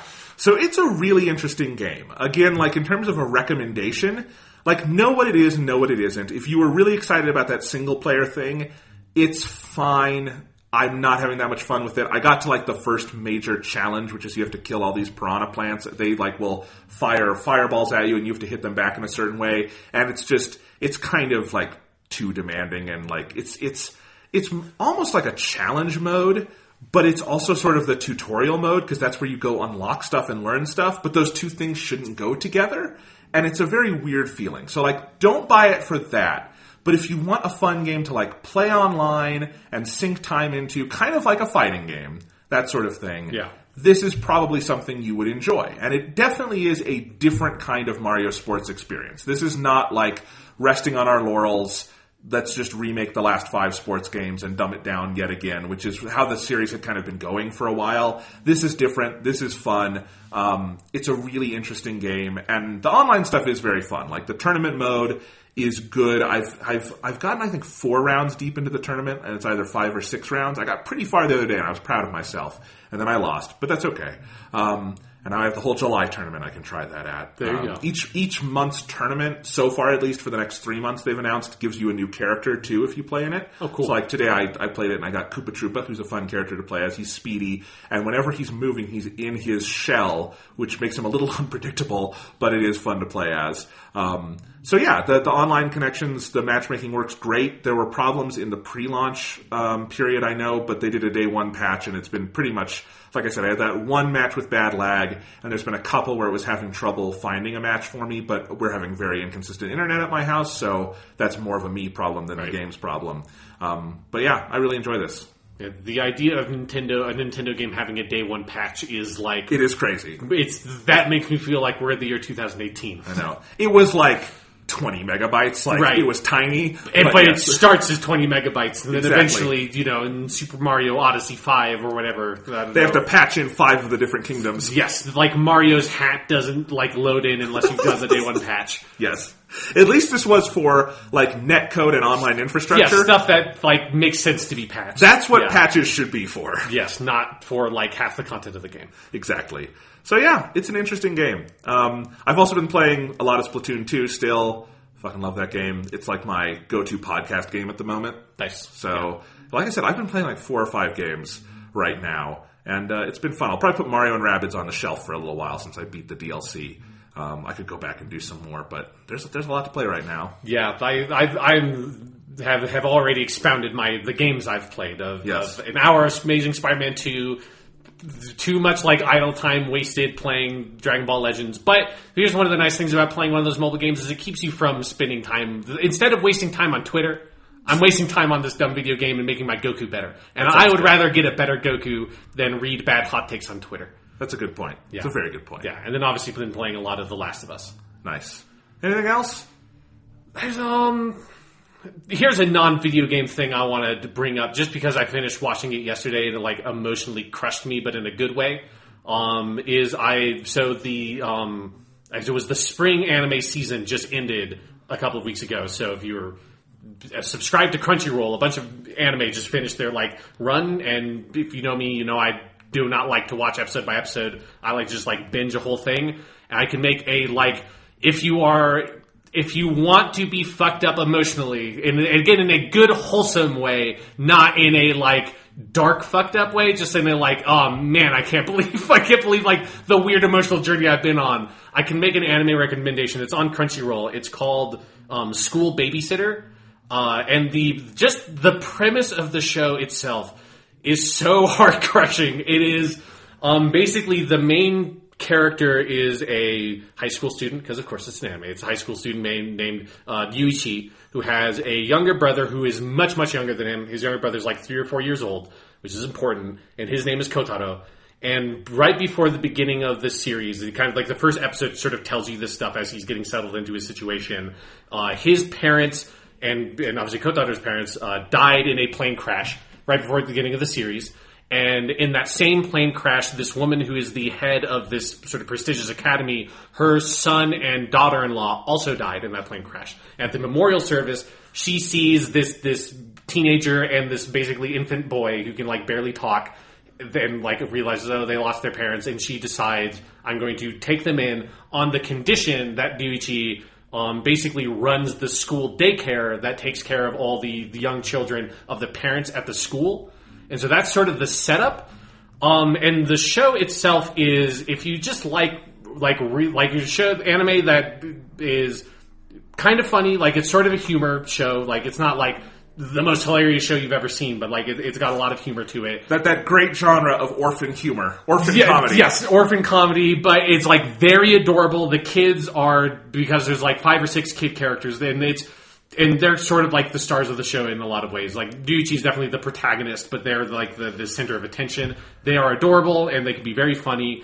But then there's also this sort of whole life drama, school or slice of life kind of element to it as well. but it is just like, it's very easy to get very absorbed into the show because it does have, that first episode in particular is so brutal. Just because it is this thing of, I've seen a lot of anime where the main character's parents are either dead or like gone and has like some sort of vague trauma about it. But this has like a very real core to it of like the grief that Yuichi has to go through, but then having to take care of his much, much younger brother, and then his younger brother Kotaro is this very like stoic little kid that doesn't show his emotions because he's traumatized, and all that stuff. It is an incredibly adorable show, and when you're first watching it, you think it's like, oh, this is going to be very cute, and then like 5 to 10 minutes in, you realize, oh my god, this is like, it just grabs your heart and rips it the fuck out, but then it puts it back in a way that makes you feel happy and good about life, which is something you need. I think it is a good show to watch in the year 2018, where everything else is so fucked up, that a show like feels like it acknowledges that life is fucked up, and it's like, hey man, there's shit that is important out there too. And the last episode will probably make you cry because it is very heartwarming. Well, that's nice. Yes, I think that it's a good, wholesome anime. Awesome. Well, I've exhausted my half of the outline. You've exhausted your half of the outline. Yep. Should we wrap this up? Sure. Okay. I feel like this is a weird note to end on. Do we have any topics in the future to tease? Is anything coming out soon? Next week is Ant-Man and the Wasp. Okay, yes. We're going to do that. Yeah, Ant-Man and the Wasp. July, we're going to be doing some different grab bag stuff. I mean, I'll say I'm moving soon. As you guys know, I'm moving to Iowa to do my PhD. So I'm very stressed out about that. And, so we're going to be having a transition. And I think we're going to do kind of behind the scenes, bank up some episodes. I think August might be a little irregular, but we'll have stuff coming out. It just might not be the most current stuff. Luckily, August is not a busy movie or game month or anything. So, yeah, I mean, that's what's coming. Sean, I have the impulse. Okay. We've done this a couple times before. We're at the end. People can turn it off if they don't want to hear us do it. Okay. Let's do 10 minutes on politics. Okay. Because, again, turn it off if you don't want to hear it. You know what we think. But just for our own catharsis. Normally, we would turn off the podcast and talk about this one-on-one. Okay, Let's just do it on the air this week, Sean. Okay. This has been the worst month of the Trump presidency, right? Oh, yeah. Yeah. I mean, because it feels like the month where, like, things are happening. Like his administration is doing things or causing things or has been revealed to have been the cause of things. Whereas up till now, there has been a lot of threat of very bad things happening, but not, like, luckily there has, before this point, not been that much follow-through on it. Now there's, like, a lot of follow-through. And then there's, like, a lot of concern for the future with, obviously, the Supreme Court situation. Yeah, I mean, there have been... on top of it. There have been the pockets of, like, the travel ban was awful, but got, rolled back enough that, like, it's really awful, but not the worst thing in the world to the country, although it's the worst thing in the world to a lot of individual people. But that got upheld this week, so that felt like a gut punch because it brought that trauma back in. Exactly. You had things like, banning transgender people from the military, which is cruel and horrible and awful, but feels like a very clear precursor to everything happening right now. And it is evidence of, like, how much shit has been happening. That feels like that was, like, a decade ago. Yeah. But this month has been the putting the children in cages, the absolute crisis that they are creating on the border. There's no actual crisis on the border. Oh, yeah. Not more than at any other time. I mean, there were actual crises that happened under Obama, for instance, like the unaccompanied children crisis that happened. There's been nothing like that, but they created this horrible thing. The Supreme Court vacancy, obviously, just the utter inanity of the takes at this point. Uh-huh. Because here's something, maybe this is in our realm, Sean, that I think about a lot, is has journalism been good in the Trump era with limited pockets of dumpster fire bullshit? Or has journalism been a dumpster fire with limited pockets of good? It's definitely the latter. I think it's 100% the latter. That's a good question to ask, because I think, obviously, there has been so much great reporting done during the Trump era, but I think that's the exception, not the rule. I still think so, because I guess, and call me crazy if you want, I think my standard would be if journalism was doing its job, Trump wouldn't be president, and we wouldn't stand for this. Like, there wouldn't be any question. There would be no being like, the president today locked up children in cages. One side says this. No, it would be, Jesus fucking Christ! headline on the New York Times, the president is putting kids in cages, right? Yeah. That would be good journalism. Yeah, it is something of where it just feels like our mass media was so... Not I was going to say they're poorly equipped, but not so poorly equipped to deal with Trump. It is in the situation of, if we didn't have this situation, Trump wouldn't be our president. One, because if we had a properly functioning media and journalistic media, the controversy surrounding Trump would have had teeth to them and stuck more. But then the other thing is that the specter of Trump was created by the media attention that he had, and the fact that our media did not latch into the real issues around Trump before the election and then obviously after the election enough to make enough of a dent into the larger sort of Trump base, which the media could. That is not impossible. It's it's not every day that an insane dictator rises up to be the president of the United States. That's not a common occurrence. It's people who would become crazy dictators are always running for politics, constantly. But they need the situation to be able to rise up to get to the top, right? And the media has helped create that, and that's one of the sort of vacuums they opened up that sort of boost him up there. When Michelle Wolf did the White House Correspondents' Dinner last month, everyone in the media got up in arms about her things about Sarah Sanders, right? But here's what I think they were actually mad about, is there was a much less publicized part at the end of her monologue, which was fucking brilliant, by the way. Yeah. But at the end of her monologue, she said, and you guys are Trump's biggest fans. You can't stop talking about him, you can't stop writing about him, and you all know you're very scared of what would happen if he wasn't here. Because it's a very symbiotic relationship. And I think that's the thing that pissed the people off in the room. I don't think it was actually the Sarah Sanders thing. And what she said is a very direct thing that not enough people are saying, which is that we're all annoyed when the New York Times publishes its 500th think piece on what is the white racist Trump voter still white racist and a Trump voter? Yes. Yeah. And they do it over and over and over again and can't pay any ink to the people in the district where Alexandria Ocasio-Cortez just won this week, right? And can't go interview those people who might actually have interesting things to say. But what we don't say about that is what annoys us about it is it's not just an ideological thing, it's a business thing. It's they're going to do that because that's the business they're in, and it's a really gross part of the business. And it's these competing things where we know journalism is a business, and it is a gross capitalistic business, but we also want it to be this ideal public service good. And I feel one of those is winning out way more than the other. In the same way that it is in most of those sectors, it is in healthcare, that is also the ideal version that people who support capitalist capitalist healthcare system, which is a weird phrase, but it is what we have. It's a fucking oxymoron. Yeah, but it is the way that it is pitched that is supposed to work is that you have all the good whatever competitive stuff of capitalism that creates better medicine or whatever pushes the industry forward, but still enough of sort of altruism to it that it functions as a public good. And that balance, healthcare is one where that balance, I think, in no way can possibly exist because it just doesn't make sense. In journalism, there's maybe a bit more of a wiggle room there in healthcare, but still, it is capitalism and the public good are not usually in lockstep. They have not been historically. But to get back on the point, why I brought up the journalism thing is that the last couple of weeks have been the most frustrating symbol of the double step going on here, where the migrant crisis, the locking up the children, and then the reversal that really wasn't a reversal because nothing has changed, and we have kidnapped 3,000 children that were not returned to their parents, which is a permanent stain on the United States of America that our children will be reading about we read about Japanese internment. Period. That's what this will be. But there was that grew into the public consciousness because a lot of journalists did a lot of really good work getting into those centers, getting that material. It was the ProPublica tape of the children in the center crying that really got this into the public consciousness. And so that's an example of journalism exactly doing its job because it got this to the forefront, and it is an important story that Americans need to know about.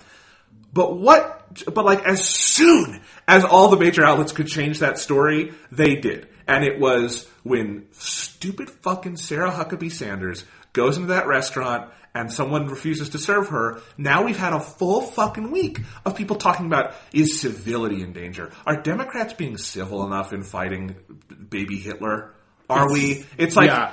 and that's what I mean, is that like there is this absurd doublespeak to all of this of like, that's not even a question worth asking. Like, one restaurant decided not to serve one, don't be Goebbels. And it's like, all we can do is talk about, like, are they being civil enough? And no paper was publishing, except in maybe some opinion sections in some more left-leaning publications, like, but wait a second, is it civil to lock children up? Yeah, like... And it's so ludicrous. The civility debate, whatever that means, is so not worth having.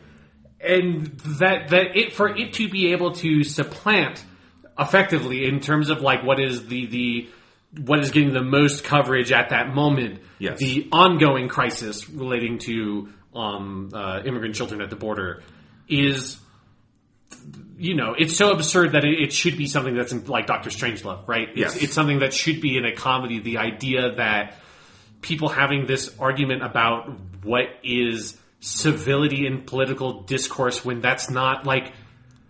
How is that even a part of this conversation? Like, how does that even come up? We're in a profound crisis from which the United States might never recover. Like, period. Like, that's where we are. It could.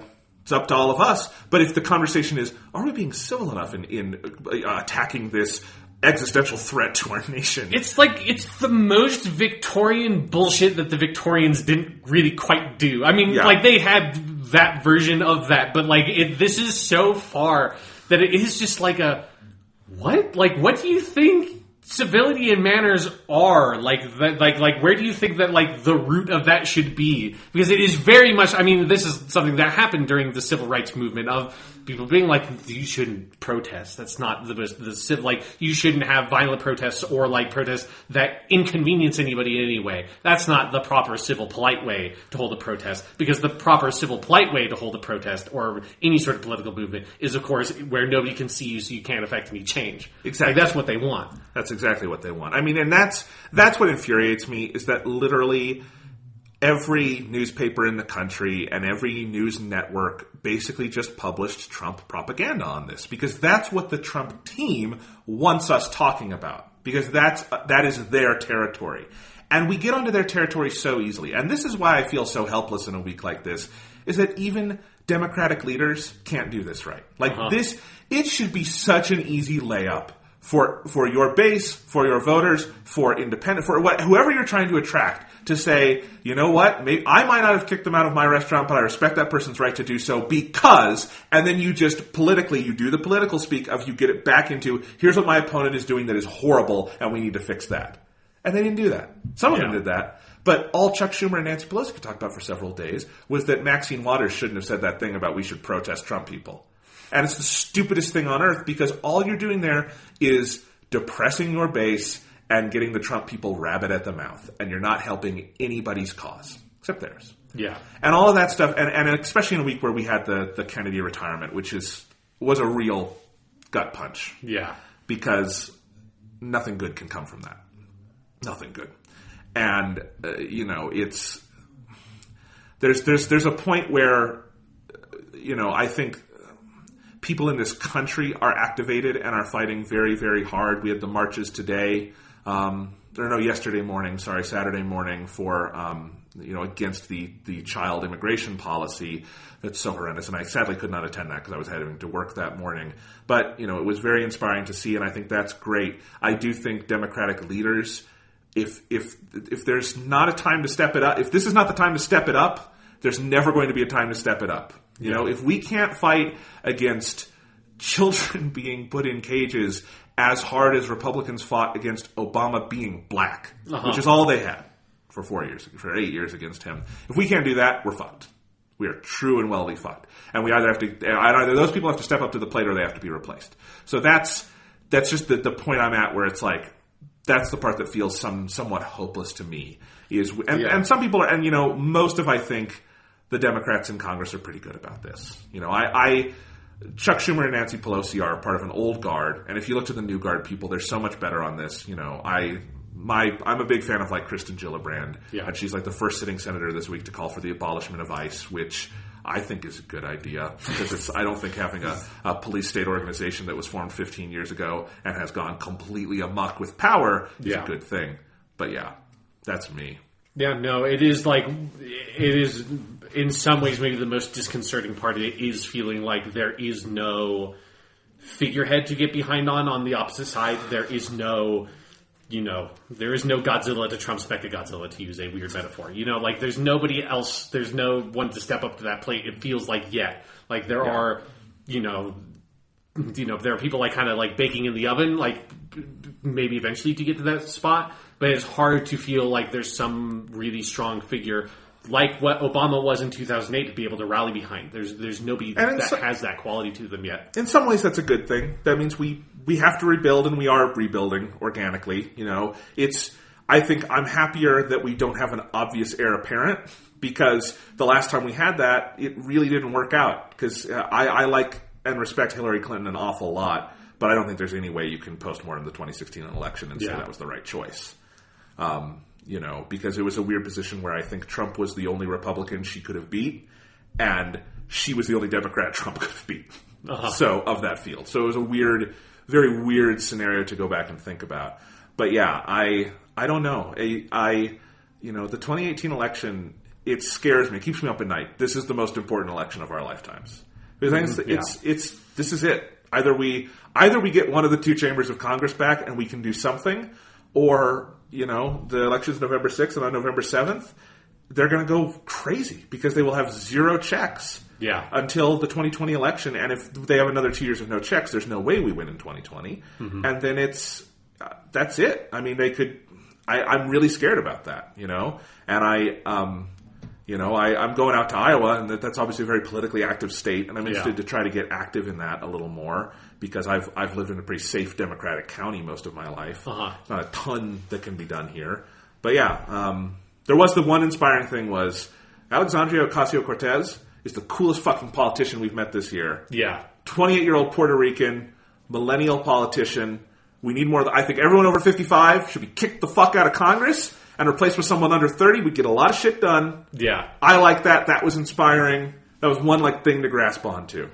It does, yeah. And that's kind of the thing I was just saying of there's nobody there yet, because it does feel like they're coming. They're coming, but if there's anybody ready to in that position, they would have been a politician for 20 years and we'd know. I feel like you'd feel it in some way. But I don't think a 20-year politician is the answer right now. No, but it's also I don't know if you can elect somebody who's 30 years old. No, and I don't mean her for president, but I just think a changing face to the party and someone who can pick up that figurehead. But that's a 2020 problem. It's a I don't know. We're punditizing now. So the point was I wanted to vent a little bit about this. The world is shit. Yep. Yep. We called for donations last week or 2 weeks ago when the child migrant crisis started. There's so many places you could direct your money right now. Any organization that deals with women's reproductive health and freedom would be a really good choice at the moment, since Roe v. Wade is very, very much in danger, and that is horrific. It truly is. But that would be a good choice. The ACLU keeps winning lawsuits. That's a good one, But the world sucks right now. It really sucks. It definitely does. I think we can make it better. I hope we can.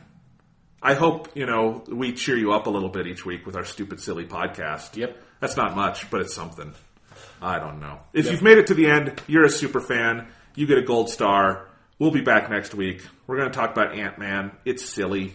That's something to look forward to. A sequel to Ant-Man, which is the most fun movie ever. Yes. It's the most just fun Marvel movie. There's no big stakes. Nothing terrible happens. It's just let's goof around with Paul Rudd. He's very likable. Everyone likes President Paul Rudd. Paul Rudd 2020. Yes, Paul Rudd and Evangeline Lilly. That's a combination I can get behind.